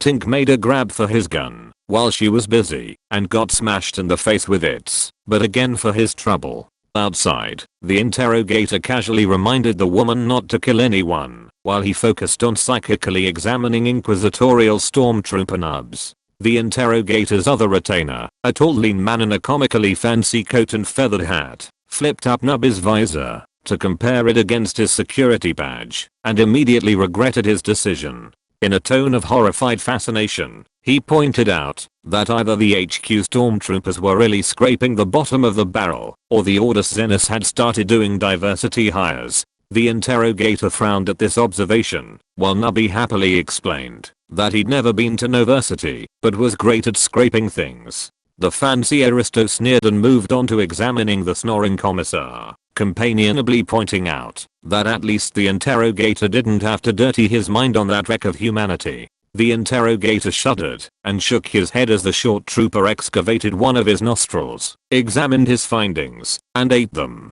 After a brief disgusted pause, he told his minion to shut up and go check on the Von Humperdinck vault. The squad of penal trainees didn't even look up as the door opened, being far too busy looking in literally any other direction. The aristo surveyed the scene for a few seconds before closing the door again and asking whether anyone would miss a unit of penal legionnaires if they spontaneously disappeared. The interrogator grunted in psychic effort and the man hurriedly closed the door again. After a few seconds of silent probing, he declared that the legionnaires had been officially approved by someone or other, so they'd have to disappear the records too. The two men began debating whether it would be easier to kill, incapacitate, or just mind fog the legionnaires while they investigated the vault for anything oak-related. In the dead Sika closet, Tink and Doc had decided staying down was the better part of valor, especially since the woman had finally gotten tired of re-breaking Tink's nose with the plasma gun and was now holding it trained on the pair. Both guardsmen weighed their severely limited options and, lacking anything better, settled in to wait and see what happened next. That turned out to be the distant crump of a grenade, followed by several runes flashing red on the fancy cogitator setup. The woman stared in confusion at the mysterious blinking lights. Doc and Tink, having spent enough time poking at the thing to know that it was hooked up to the building's alarm system, decided the time had come for one last try. Tink leapt at the woman, while Doc went for the cogitator. Realizing what was going on fairly quickly, she whipped the plasma gun towards Doc and pulled the trigger, and then stared in consternation as the gun emitted a short blue beam instead of a ball of plasma. Responding in the standard Imperial fashion for a warrior beset by unexpected weapon malfunctions, she raised her hand and gave the gun a good smack. Also responding in the standard Imperial fashion, the plasma gun vented a blast of superheated gas directly into her face. Tink's tackle hit the woman roughly half a second later, his first successful hit of the fight, and while he didn't do more than stagger her, he did manage to get both hands on his beloved plasma gun. The blind leg sweep she responded with hit his shins with considerably more force, as well with an unpleasant cracking sound. Doc ignored the fight going on behind him in favor of desperately searching for the cogitator for some sort of approve button. Deciding it either had to be the yellow check mark or the green circle, he simply mashed both of them and was rewarded with the sound of every vox in the building simultaneously blaring the fire, weapons discharge, and emergency lockdown alarms. Out in the hall, the distant grenade blast interrupted the interrogator and his minion. Both men paused to listen as their combeds erupted into confused chatter, until this was interrupted, in turn by the deafening blare of the facility's alarms. The interrogator swore, tightening his mental control on the short stormtrooper and the room full of penal legionnaires. The elderly commissar, not being under psychic compulsion or adequately tranked anymore, jerked awake, looked around in vague confusion, and spotted a pale little tit with an inquisitorial rosette standing right next to the pallet with his eyes closed. With the malicious grin of someone who'd always wanted to do this, he hefted his empty bottle and smashed it into the man's skull. Sadly, the commissar didn't have quite the same level of strength as, say, Sarge, so the interrogator didn't have his head caved in, but he did drop to the ground with a little yelp of pain. Needless to say, the interrogator did not take this kindly. A concentrated blast of psychic pain left the old commissar squealing and flailing in his chair, much to the surprise of the no longer mind-controlled Nubby next to him. With the honed survival instincts of a true cretin, Nubby responded to the complex tactical situation by screaming, kicking the downed interrogator in the stomach, grabbing one of the weapons falling off the commissar's lap, and diving for cover behind the man's chair. The aristocrat, viewing the whole situation with growing alarm, drew a comically small needle pistol and asked his superior if he needed assistance. The interrogator instructed him to do something anatomically improbable, which he seemed to take as an order, to start flanking Nubby's position. Neither Nubby or the interrogator waited for the flanking maneuver. The interrogator staggered to his feet, gesturing at Nubby in appropriately sick Hawaii fashion, only to screech in surprise as the little trooper lunged out of cover, brandishing a silenced auto pistol. Abandoning his psychic attack, the man scrambled around the pallet barely ahead of a series of bangs, desperately trying to keep the bulk of writhing commissar between him and his assailant, and shouting warnings and instructions at the aristo. For his part, the dapper man picked his way through the detritus of half-packed crates, and pointed out that Nubby's gun hadn't actually been loaded. A slightly panicked voice from the far side of the commissar informed him that it was totally, definitely, 100% loaded, and was just silenced. The aristo asked why he'd been shouting bang then, and was rewarded with a little trooper poking out his autosistol and yelling "Fwip" instead. The interrogator sighed in embarrassment and made another, uninterrupted psychic gesture. A short distance away, a very angry woman with plasma burns on her face stopped trying to dislodge the flailing, screaming Tink from the malfunctioning plasma gun and just dropped both of them to the floor. Doc, knowing exactly what was coming next, scrambled away from the cogitator and tried to hide behind one of the servitor maintenance stations, only for a vice-like grip to close on his ankle and yank him out with enough force to fling the medic against the far wall. Her follow-up attack was interrupted as Tink switched the homemade fire selector on his plasma gun from cut to maximal and shot her in the back. Amazingly, the woman actually managed to spin in place and parry Tink's shot with her hand, while whatever mixture of augmetics, training, and magical bullshit that powered the woman's melee abilities was enough to deflect bullets. An overcharged ball of plasma capable of melting holes through tank armor was a bit of a tall order. Her hand didn't so much knock the plasma ball aside as splash it, wreathing her whole arm in blue flame, scorching through her body glove, and reducing her hand to a fused, smoldering mass. Doc, seeing an opportunity, but having no illusions about the woman's ability to beat his ass literally one-handed, scrambled past the screaming, swearing, burning woman, and out for the corner, where his pulse carbine had landed at the start of the fight. Displaying far more tactical sense than usual for an Inquisition agent, instead of chasing the medic, the woman started sprinting for the door. Tink, lying squarely in her path, brandished his plasma gun, realized it was obviously still recharging, and desperately tried to drag himself out of her way, barely dodging the kick the woman aimed at his head as she passed. Out in the hallway, Commissar Kelly swore as the ice pick of psychic pain jammed into his brain pulse with, upon reflection, not that much more discomfort than his more or less permanent hangover. It wasn't pleasant, mind you, but really, it was a bit much to call it incapacitating. With an effort of will, the elderly commissar brought his eyes and a decent portion of his mind into focus, and leaned forward to rummage in the pile of weapons in his lap. Next to his chair, the interrogator grunted with effort as Nubby marched out of cover. The grimy little trooper handed the unloaded auto pistol into the interrogator's waiting hand, while the commissar jammed his decidedly loaded laspittle into the interrogator's waiting face. The aristocratic inquisitorial agent, having successfully navigated the battle without getting shot at, and very proud of that fact, screamed in surprise as his superior's head detonated in a spray of flaming skull fragments and meaty bits. There was a brief pause as the aristo took in the abruptly changed combat situation, and a confused nubby picked up the fallen auto pistol and tried to jam it back into the corpse's nerveless hand. Then the commissar spotted him. The barrage of Las pistol fire had more in the way of enthusiasm than accuracy, but it was enough to convince the aristo that it was time to take some cover. A panicked scramble left him crouched down behind one of the half-empty boxes littering the hall, trying to draw a bead on the furiously cursing commissar, but flinching back with every poorly aimed last shot. A little behind him, the door to Amy's vault slid open and the confused face of a penal legionnaire poked out, jerked back in, and then leaned back out again, this time accompanied by 4 more faces, as well as 5 Lascans. After a few seconds of watching, and one uncomfortably close miss in their direction, the former PDF trooper cleared his throat and asked what was going on here. The aristo blinked, laughed nervously, and immediately held up his hands. On the opposite side of the commissar, a smoldering, cursing blur flew out of the dead Sika closet, screaming for someone to throw her a weapon so she could kill these frack heads. Grinning in sudden relief, the aristo continued his upward motion, smoothly rising to his feet and tossing his as yet unfired needle pistol toward his companion.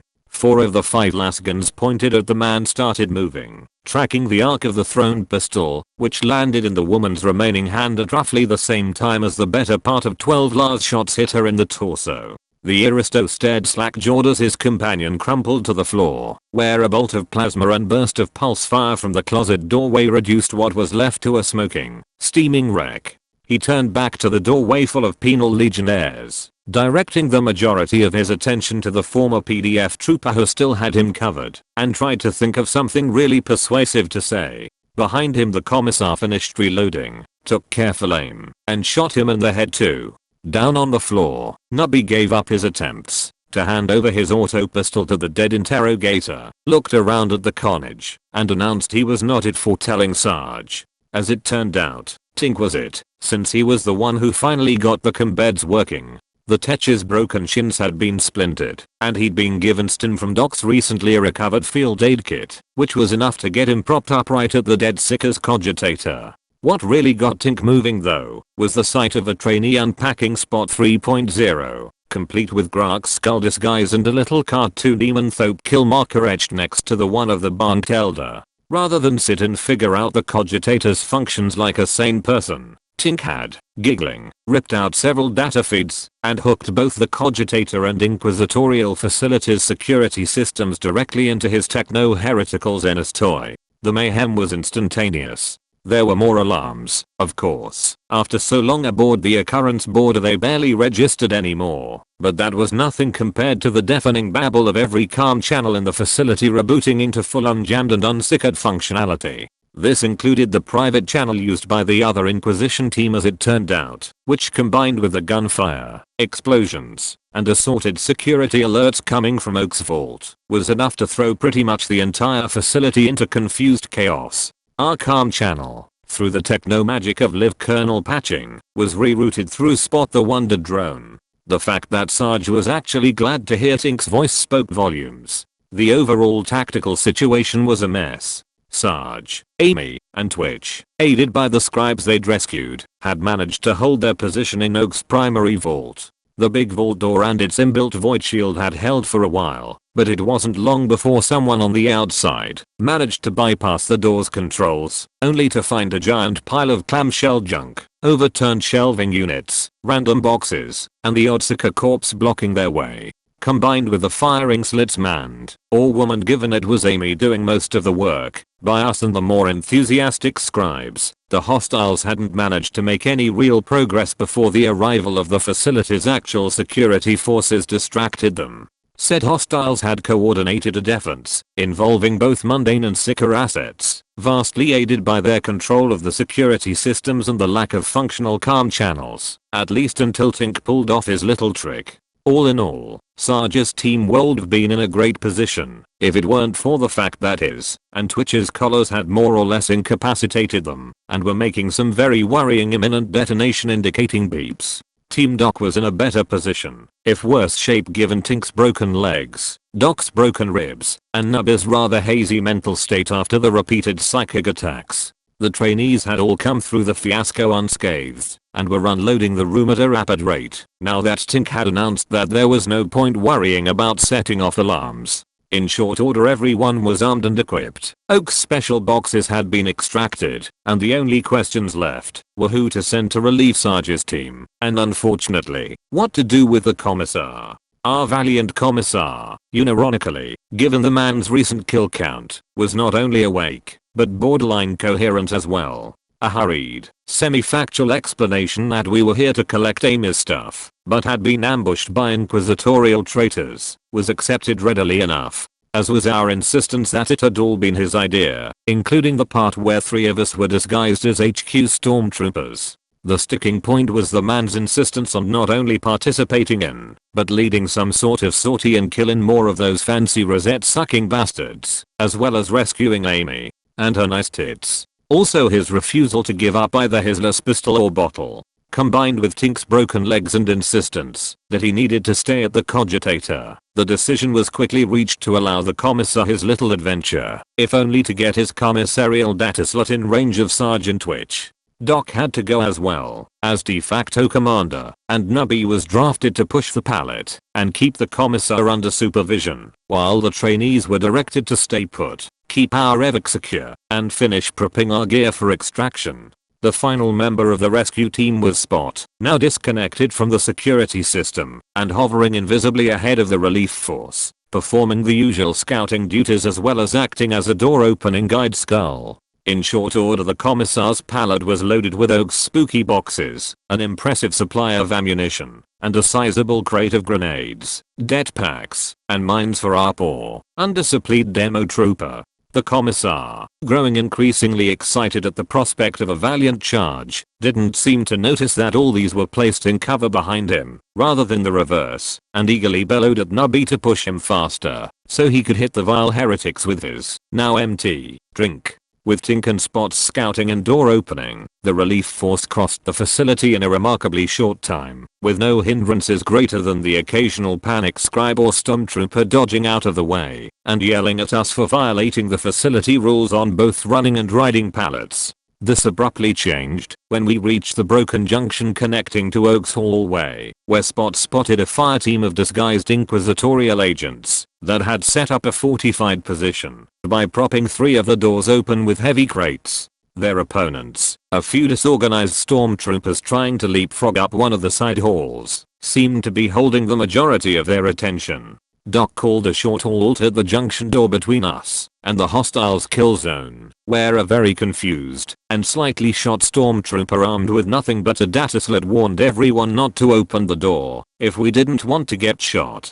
The medic, after a brief pause to hit the man with a stim and toss him both a field dressing and a las pistol, evaluated the tactical possibilities and proposed popping our own door open enough to hit them with a quick nade barrage and then moving up in tandem with the stormtroopers in the other hall. This plan completely failed to account for the commissar, who berated him for his cowardice, shouted at the wounded stormtrooper to stop bleeding, get up, and open the door, and ordered Nubby to charge. Amazingly, not only did both troopers follow these dubious orders, so did Tink. In the dead sicker closet, Artechi consulted Spot's view from above the enemy's makeshift pillbox and tried to figure out which icons on the cogitator, all of them now in TAU script, corresponded to which door. After nearly 3 seconds of this tedious drudgery, he shrugged and just mashed them all, as every single hall, room, and closet door in the area abruptly locked open. The confusion level rose by several notches, especially for the 4, presumably, conspiracy agents holding the junction, who suddenly had a lot less cover to work with. They were so busy scrambling for cover from the no longer suppressed stormtroopers that they didn't even notice Nubby and the commissar until the first few poorly aimed las pistol shots hit the walls/floor/ceiling around them. Doc's shots, rather better aimed thanks to his stationary position, not to mention sobriety, and Spot's TAU marker thingy, dropped a deformed young man dressed as a scribe.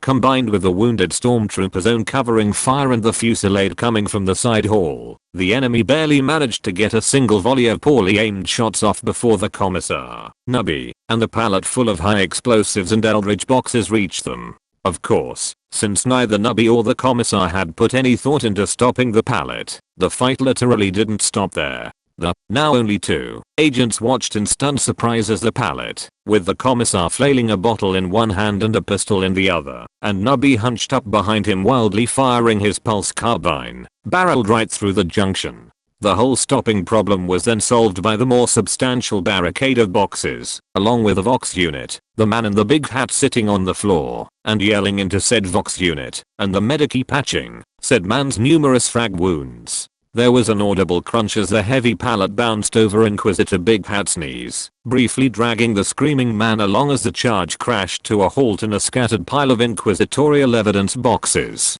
Nubby, screaming just as much, though in blind panic as opposed to pain, turned around as the Inquisitor finally rolled free and hosed the man with point-blank automatic pulse fire.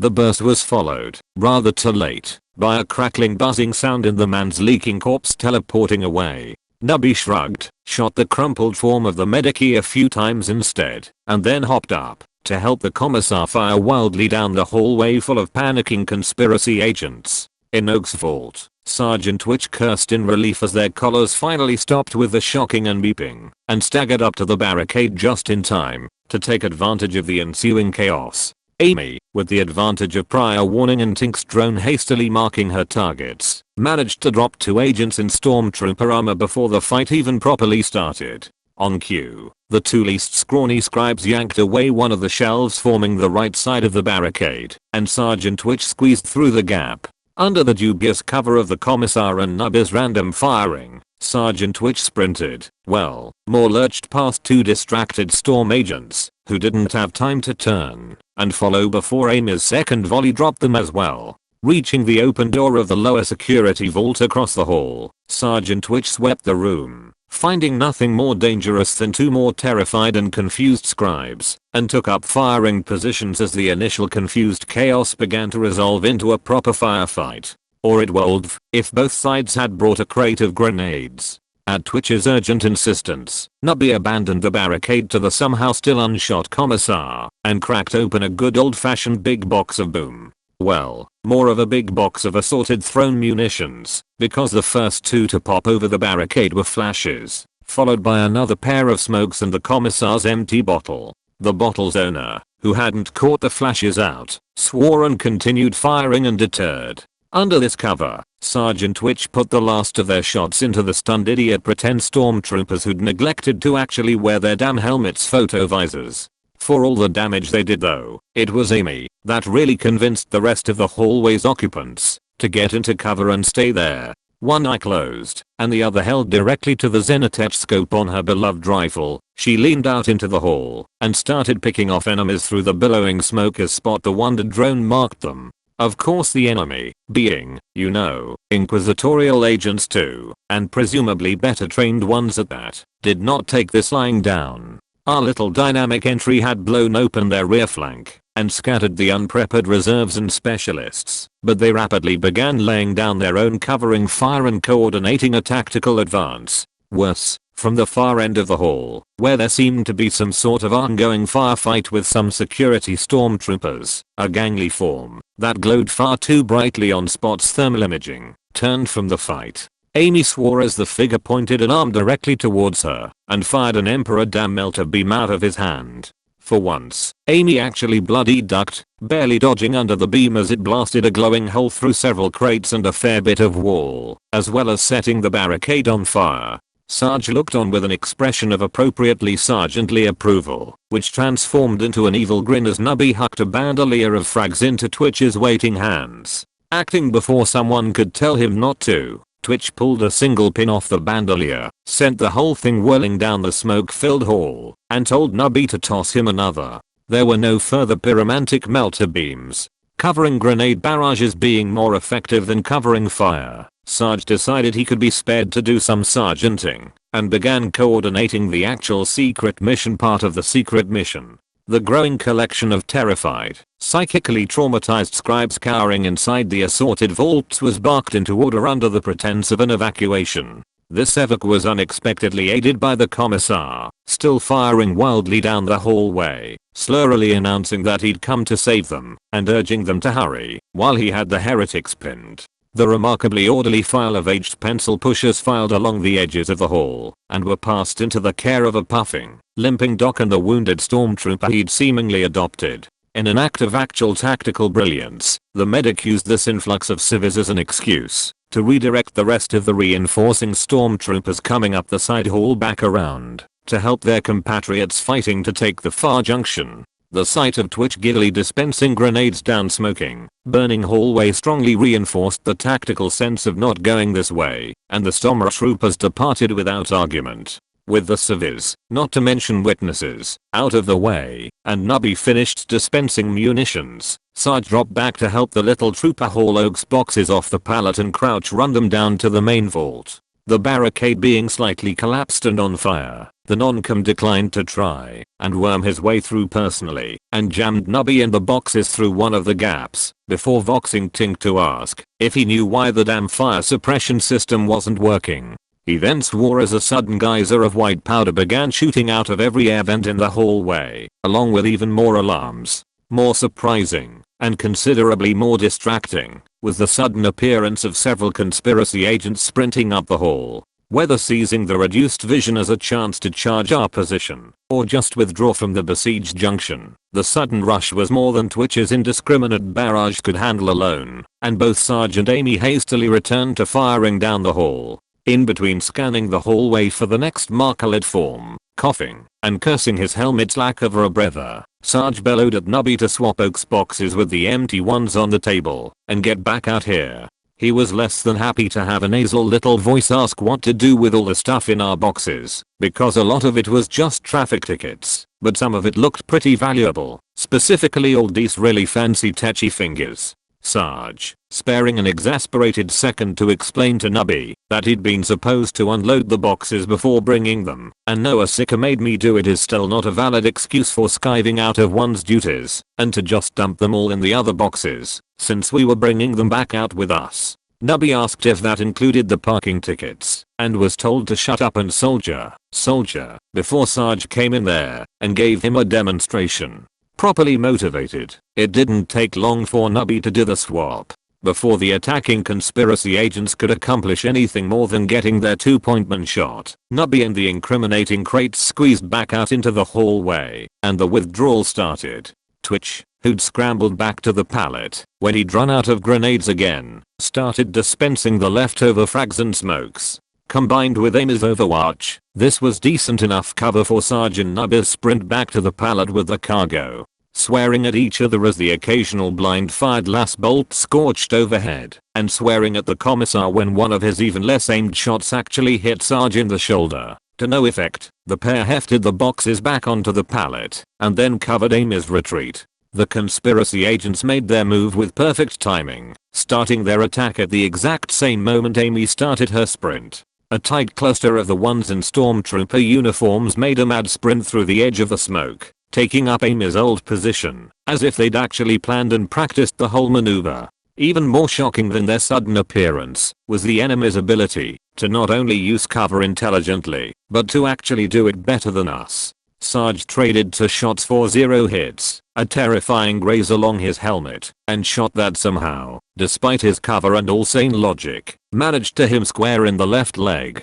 Twitch at least managed to drop one, before a downright ridiculously well-timed last bolt nailed him in the chest plate mid-second shot, not quite penetrating fortunately. Nubby, not being a chump, decided to keep his head down and perform the very important task of turning the commissar's pallet around in preparation for imminent cheesing it. The commissar, seemingly unaware of the danger or the fact that he'd been shot twice, bellowed incomprehensibly as he turned in his seat to keep firing. Amazingly, despite this sudden onslaught, Amy managed her sprint without taking a hit. Whether luck or fate, she managed to duck or dodge every shot fired her way, ending in a final little hop onto turning pallet and taking up a firing position leaning around the commissar's rotating chair. This heroic maneuver was subsequently spoiled by a spookily well-aimed last bolt which nailed the markswoman in the face if it hadn't had the bulk of the commissar's leg to burn through on its way. Despite having an entire limb charred to uselessness, the commissar didn't seem to notice this injury any more than his others, at least not until his effort to keep turning and firing led him to actually put his weight on the appendage. The commissar's collapse more or less directly onto Amy was followed by his augmetically connected chair, which at least offered the pair some cover. Sergeant Twitch, who also had cover, not that it seemed to be doing anything, hurriedly crawled backwards out of the contested hallway as eerily curving last bolts landed around them. Sarge made a little pained grunting sound as one of them found their mark in the general vicinity of his already shot leg and flopped prone halfway through the door. Fortunately Nubby, standing by exactly for such an occasion, as opposed to just, standing by, was able to grab the big non-com's arm and drag him the rest of the way into the junction and around the corner. Overhead, a translucent blur shot by, and the hallway's heavy security door slammed shut. The panting silence that followed was punctuated by the sound of a few dozen last bolts plinking ineffectively off the closed door, as well as the commissar and Amy's curses, and Sarge informing everyone present that he'd been shot in the ass twice. Doc, standing in one of the side halls with the better part of a dozen real stormtroopers, and what looked to be even more scribes than he'd started with, took this as an invitation. Doc's tridge started with Sarge, but his heroic butt wounds were passed over in favor of the commissar's half shot off leg. While the medic did his work, the question of why the scribes were still around was raised, and Doc explained that they'd been unwilling to go anywhere without a trusted escort.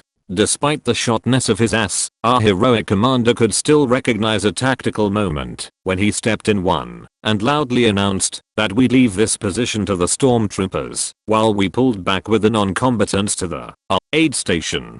The one that definitely existed.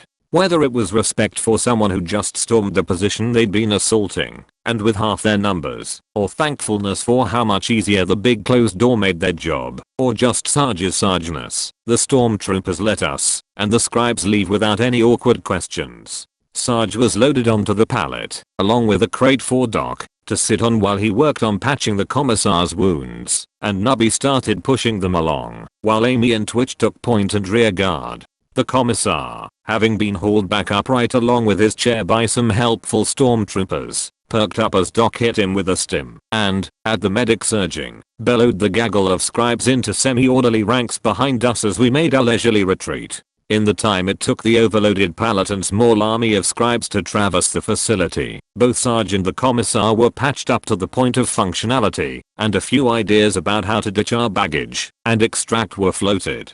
To nobody's surprise, it was Doc's plan that Sarge ended up adopting, specifically the part where he suggested offloading both the scribes and the commissar together, leaving us free to get the hell out of there before the Inquisition got its shit together.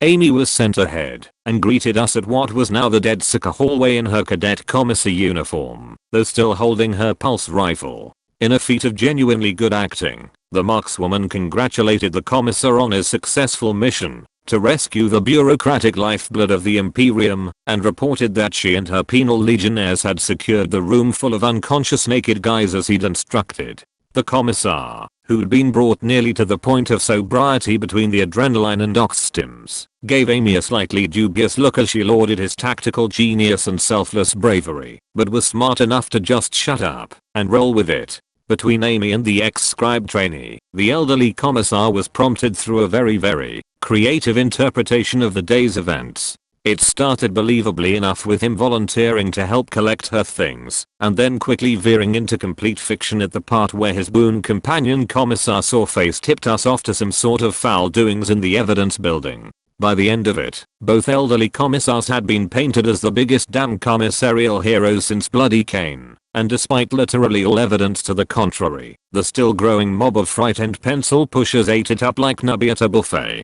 The one sticky moment in all this was when Commissar Kelly, hero of the Imperium, raised the question of what had happened to Commissar Sawface. After a brief pause for thought, Amy straight-facedly explained to both the man in the audience that Sawface had died heroically. The commissar's expression didn't change much, but he grinned a little as he leaned in and asked just how heroically she meant. Amy grinned a little too and quietly informed him that we'd had to use a bucket to hold all the little pieces. The pair shared a moment of profound mutual satisfaction at this word picture, and then the old commissar sat back up, winked at her, and began loudly eulogizing his longest-serving comrade to the assembled audience. Behind all this, several overloaded pallets were quietly lined up in the hallway, and 5 stormtroopers and 5 legionnaires became 10 legionnaires, all ready to depart with Lady von Humperdinck's personal effects if she was done here. We had a ship to catch after all.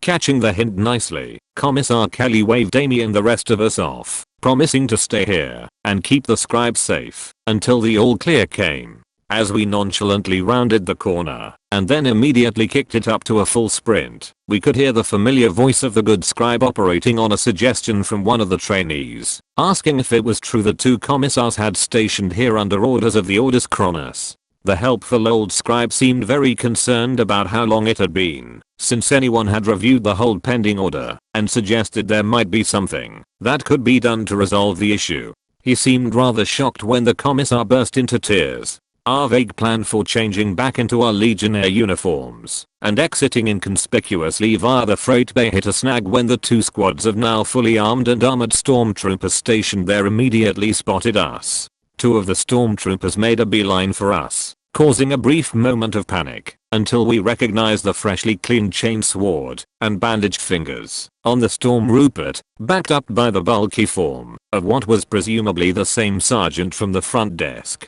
While Amy fielded the Storm Rupert and his proudly proffered chain sword with the rigid politeness of someone who desperately wanted to just shoot the man, the security sergeant scanned our whole group and then bore down on Sarge. In a hushed voice, the non-com had asked if we had any idea what in the Emperor's name was going on, because some incompetent screwhead of an excuse for a tech priest had not only managed to accidentally crash the comm network, they'd actually done it twice, and it was all he could do to keep the Storm Rupert from going off to reconnoiter. Tink took offense at this description, beginning to explain that, while the first time had been an accident, taking it back down the second time had been totally intentional.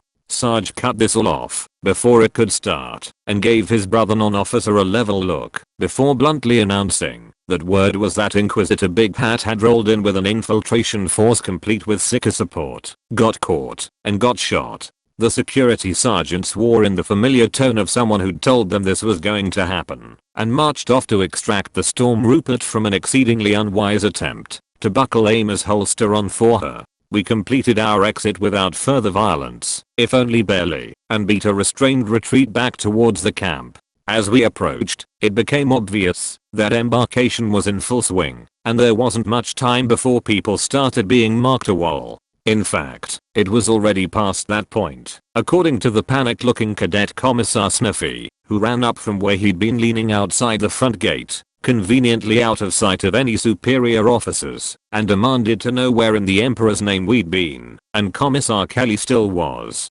Cadet Sniffer's questions had been directed at the ex-scribe trainee, presumably because of their working relationship managing the commissar's paperwork, but seemed just as willing to accept an answer from fellow cadet Amy. Both of them just looked at Sarge though, and the non-com grudgingly hauled himself up from his comfortable spot lying face down on one of the boxes. Once again going for brevity, Sarge announced that we'd gone to get Amy's shit. Commissars Kelly and Sawface had gotten themselves involved in an internal Inquisition pissing match, again, and we'd left them to it in favor of catching our ride off this bloody rock.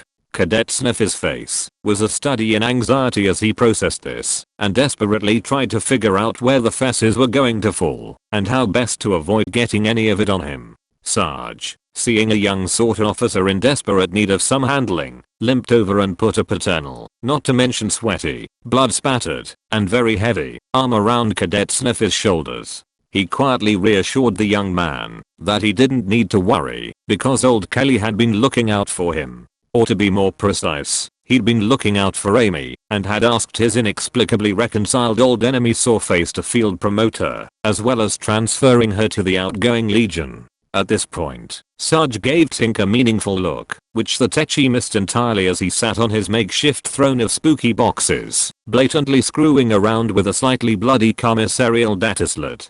Twitch had to poke him. Cadet Sniffy wasn't quite dim enough to miss Tink's self-narrated exploration of the slate's personnel management tool, but this meant he was bright enough not to raise a fuss and get his neck broken. Nubby helpfully informed the bug-eyed cadet this was one of them posthumous promotion thingers. Totally legit. Sniffy hesitantly checked his data slut's little digital org chart of permanent base personnel, marveling at Amy's new status as his provisional superior, until she abruptly disappeared off it entirely. Sarge grinned down at the trembling young cadet commissar and asked whether he'd like a promotion and transfer to provisional commissar. Sniffy nodded. Aided and abetted by the increasingly optimistic Sniffy, we managed to walk our entire convoy straight onto one of the massive troop lifters nestled into the mud of the mustering field.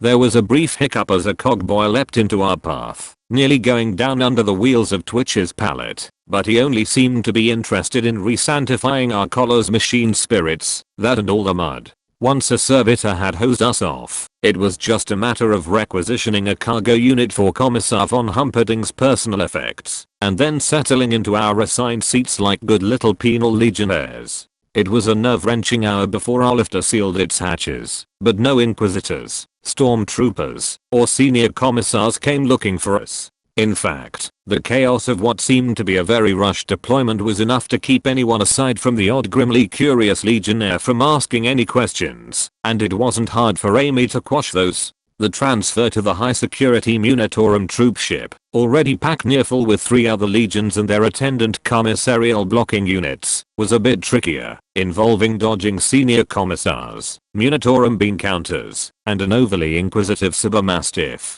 Fortunately, a combination of lies, bribery, and Tink's continued infiltration of the commissarial datanet got all of us aboard, including the nervous Sniffy, who practically sobbed with relief when Sergeant Amy finally said he could go. As the painfully junior commissar jogged off to catch his transfer shuttle, Amy confided that she and Tink had found him a ground logistics unit whose commissarial berth had been left empty for the better part of 2 centuries. She hoped he liked long drives. Rather than put any poor overworked Munitorum and commissariat busybodies through the effort of finding somewhere to put us, we secured our own berth in a small cargo bay which had been mysteriously assigned to both organizations, depending on which datanet you checked. The door was then locked, barred, and rigged with directional mines by a hysterically relieved Twitch. Perimeter secure at bloody last, Sarge finally gave the order to stand down, and then limped to the front of the line for Tink to remove his damn collar. Fourth in this line,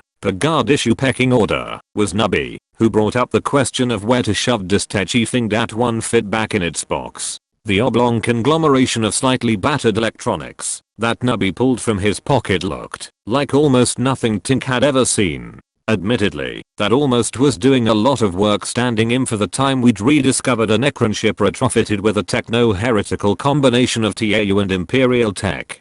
The question of why Nubby had a bunch of archaeotech in his pocket was immediately raised by literally everyone present, though per tradition, Sarge was allowed to lead the interrogation. Nubby's expression rapidly shifted from proudly proactive procurer to guy who didn't do nothing and nobody saw him anyways, as he explained that someone had installed fake bottoms in our spooky boxes, like we wouldn't notice. Even worse, they'd done it with our stuff, or at least he was pretty sure that both the cardboard and the Forks velvet lining came from his stash in that one closet just down the hall from the Sika containment cells back on the occurrence border. He'd been debating ripping it all out, it being his personal property, and Sarge insisting that everything was supposed to come out of our spooky boxes, but then they wouldn't have matched the inside of the boxes they were replacing. Which was all why he'd stuck to simply grabbing the techie thing that had been hidden inside the last box's fake bottom. The said techie thing was, well, a techie thing. What it did, or how it was supposed to be controlled was unclear, but parts of it were definitely recognizable as ours. Tink identified several TAU-ish components as parts of Spot 2.0, along with a few others from one of the frequently repaired C suppressors, and what he swore was a piece of our 8th bone. Just as recognizable, if much less ours, was the fist-sized Necron cube wedged in the middle of the thing. The little yellow sticky note saying the send towards the demon was new though. There was not a reaming. Sarge was too tired. Instead, the question of how to unfuck up this most monumental of fuck ups was raised and vigorously debated. The whole concept of going back down to the evidence building and putting the damn thing back was rejected, though the idea of sending Nubby to do it himself had a certain grim appeal to it. A distant second best would be getting the device itself back to Inquisitor Oak, or at the very least a message to the effect of someone accidentally disarmed your super secret Archaeotech anti-demon mine, but that was hampered by the man's status as the Inquisition's most wanted. Not only did we not know where the man was, or how to reach him, we weren't even sure there was anyone else who actually did. The interrogator he'd sent to help us was long gone, and the only other one of his agents known to us was the little old lady adept who'd helped railroad us into the Penal Legion. Even if we could get either the device or a message through Inquisition security to the adept, there wasn't a guarantee she'd be in a position to actually do anything. The trainees, not that term remotely applied anymore, were making a solid argument for just waiting for our promised extraction from the Penal Legion, especially on the grounds of how it had served the slippery old bastard, right if he turned out to have been lying about getting us out. When Amy brought up one last option, our markswoman very reluctantly announced that she knew someone who would know how to reach Oak if anyone did, and she was in orbit right now. Specifically, she was aboard the Exorcist class Grand Cruiser, Furious Avenger, along with a whole regiment of Palladium super heavy armor, and with the better part of half a battle group in tow. When several seconds went by without anyone asking the obvious question, Amy finally admitted she was talking about her mother. At least the presence of Lady General von Humperdinck, along with several regiments of loyal guardsmen and not insignificant amount of naval firepower, explained why everyone had been practically bending over backwards for Amy. She assured us she hadn't actually known herself though, not until she and Tink had looked through the local system org chart for somewhere to send Sniffy. The trainees, not having benefited from any of Amy's highly educational drunken 3 AM rants about her mother, needed to be brought up to speed on Amy's mom's rank, and how Oak had used her to get us assigned to the Penal Legion. The rambling stories about Lady General Mom literally crushing the bones of her political rivals under the treads of her banner blade, Becky, and even letting an 8-year-old Amy drive on one occasion, were left out. Amy firmly asserted that her mother was totally fucking in on all this inquisitorial bullshit or she wouldn't be here and would be able to get a message to Oak at the very least. The question of whether she could do the same with the device itself was answered for us as the thrum of the troop ship's activating engines informed us that the embarkation had gone a lot faster than we'd expected. This was, for quite a few reasons, not a good thing. Tink, in a moment very reminiscent of our inglorious retreat from a certain TAU-ish PDF base, whipped out Sawface's dataslet and started taking dictation from Amy and Sarge, while Doc kept Twitch and Nubby from helping, and the trainees viewed the whole situation with bemused alarm. A very straightforward sitrep was written, encrypted, tagged with some code words Amy supplied, and sent off via the commissariat's data network as the highest security communique the dataslet could send. Then, realizing we actually had a few hours before we left the range of the orbital comm network, Amy grabbed the dataslet and wrote a rather more in-depth and better spelled version. We hadn't gotten a response by the time we transited into the warp, which was almost a relief given how beat up and exhausted we all were. Doc set about actually treating everyone's wounds, including a visit to the ship's med bay, to get Tink's legs set properly. This cunning infiltration was accomplished by trading out our collars and Penal Legion uniforms for our old guard kit and identifying ourselves as Guardsmen, Generian 99th, Detached. The same trick got us into the mess, laundry, and even the astropathic sanctum, though that last one turned out to be a bust. It wasn't that they caught us or something, it was just that the astropaths were all in psychic isolation to protect them from the warp shadow of the encroaching Tyrannid splinter fleet we were being sent off to delay. The news of our destination wasn't really that big a deal in and of itself. After all, when you're in a Penal Legion every mission is a suicide mission. We were just glad it wasn't orcs. It did recontextualize the whole situation though, from the incredibly rushed embarkation to the presence of Lady General von Humperdinck and her battle group. The one question it really left was whether Oak was actually a cunning enough bastard for an Emperor damned Tyrannid incursion to be part of his plans, or if we were about to be hung out to dry by sheer bad luck. This conundrum was the primary topic of discussion for the majority of the trip and kept us nicely distracted and Twitch and Nubby out of trouble until we reached our destination just over a week later. The debarkation of the 4 penal legions was less rushed than its arrival time, having been more firmly pinned down by some sort of techno-sickery. Our first inclination, to stay in our hidey hole until the ship was mostly empty and nobody who might recognize us and ask questions was around, was foiled as a Munitor and Clark came down our hallway, opening bays for inventory and inspection. Twitch barely got his minds disarmed in time. We reluctantly put our penal legion uniforms back on as well as our collars, deactivated, of course, and formed up with all our gear in a convoy around a very commissarial looking Amy. There were a few sketchy moments, especially when some familiar goonish looking legionnaires tried to route a little baggage train through the quartermaster's tents for inventory.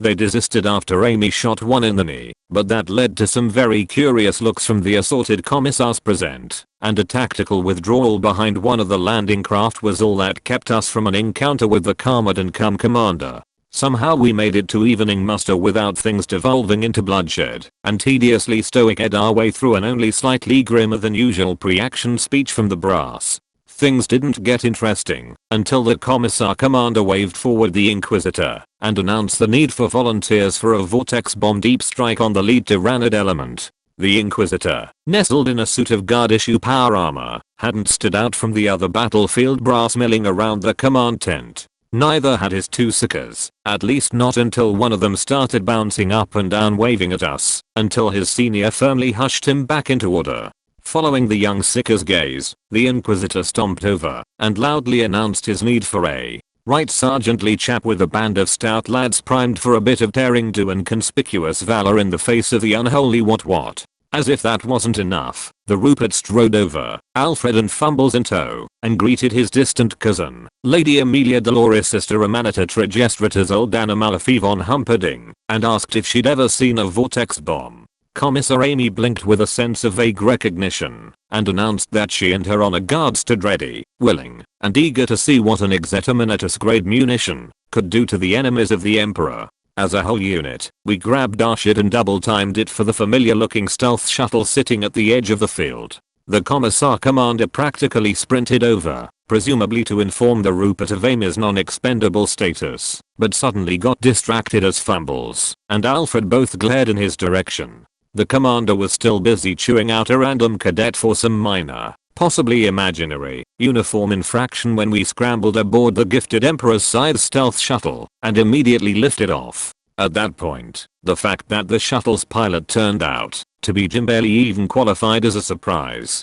Introductions were made, along with the traditional fancy seeing you here quips, and a rather protracted roll call of the Rupert and Amy's mutual families. Surprisingly, we didn't have to introduce the trainees, as the Rupert greeted them each by name, which was better than we could do, and declared himself to be downright chuffed to have some proper guardsmen serving in his retinue. The ex-scribe's correction that none of them had actually ever been in the guard, unless you counted a few months in an undeployed penal legion, was blithely dismissed with a quip about it being more of a state of mind. This didn't exactly encourage them, but with a bit of reassurance from both us and Alfred, the trainees accepted their sudden career change with only a reasonable amount of dubiousness. As for us, we were not cordially drafted into the Rupert's inquisitorial retinue, as Oak still had shit for us to do. What specifically was a bit unclear though, since neither Jim and Fumbles or the Rupert and Alfred had talked to the Inquisitor since he'd left to turn himself in. Needless to say, that remark caught our undivided attention, but the 4 of them insisted that it was all part of some presumably brilliant plan, which involved him showing up for his trial, while the better part of 3/4 of the inquisitorial fleet was distracted. Nubby and Twitch smirked as they collected their winnings from those of us who hadn't believed Oak was both capable and crazy enough to try and exploit a Tyrannid incursion for political benefit. Of course, bringing up the subject of the imminent Nids raised the question of what in the Emperor's name we were doing here. More specifically, we wanted to know why Jim was still flying us right into the Splinter Fleet's predicted emergence zone, and what that vortex bomb actually was, because we'd seen one before, and they typically don't have either TAU or Wraithbone components. The Rupert waved these questions away as not something to tickle your wigs over, and Jim's attention seemed fully focused on the shuttle's clutched together nav system, but Fumbles cheerfully explained that the bomb was just a fancy C suppressor Theo put together to keep him and Alfred from exploding. The obvious question that remark raised went unasked as the Vox unit blared an all-ships warning of imminent Tyranid emergence in Sector 17. Jim shouted at everyone to get in their seats and activated the weird C suppressor. Now we had a bit of experience with C suppressors, or at least Tink did, but we'd never encountered one that felt like this. It was like having one of those super untouchables pressing right up against you, and both Fumbles and Alfred abruptly curled in on themselves and started shaking. For all its power though, the device still wasn't enough to keep us from feeling the horrible chittering, clawing psychic force that erupted from the jagged hole in reality forming in front of us. Amazingly, the horrible psychic pressure actually managed to grow stronger, seemingly pressing in on the psychic shielding from all sides and compressing it into a smaller and smaller area. Then, very abruptly, and with a distinct popping sensation, the pressure vanished, leaving a stubby little junk heap of a warp ship floating where the glowing hole in reality had been. Jim hailed the occurrence border and brought us in for a landing. Behind our shuttle, several very confused inquisitorial warships double-checked their Auspex readings as another small warp transition occurred, leaving the very pressing question of where the Tyranids were and what in the Emperor's name had just happened to all their astropaths, navigators, and sanctioned combat seekers. Aboard the occurrence border, in what was apparently no longer the Warp Fungus Bay, a delegation consisting of a very relieved Sister Valerie and Hannah, backed up by their usual collection of medical and technical minions, welcomed us back. They were followed up by a considerably less welcoming delegation, consisting of an oversized servo skull with the brain of an undeniably insane Magus biologist wedged inside of it. The Magus, initially intent on getting an account of the recent psychic phenomena from the badly shaken Fumbles, and Alfred abruptly stopped in midair, whirled to face the nubby-proof case full of Archaeotech handcuffed to Sarge's arm. The ear-numbing, distorted screech of "What did you idiots do?" was, well, exactly what we expected. Sarge sighed and relinquished the case, gathered up the Rupert and Alfred, and, after establishing the definite unavailability of Doc, grabbed Amy for moral support as he headed up to the bridge for what was going to be a very long debriefing. Thanks for watching. Subscribe, you be whole.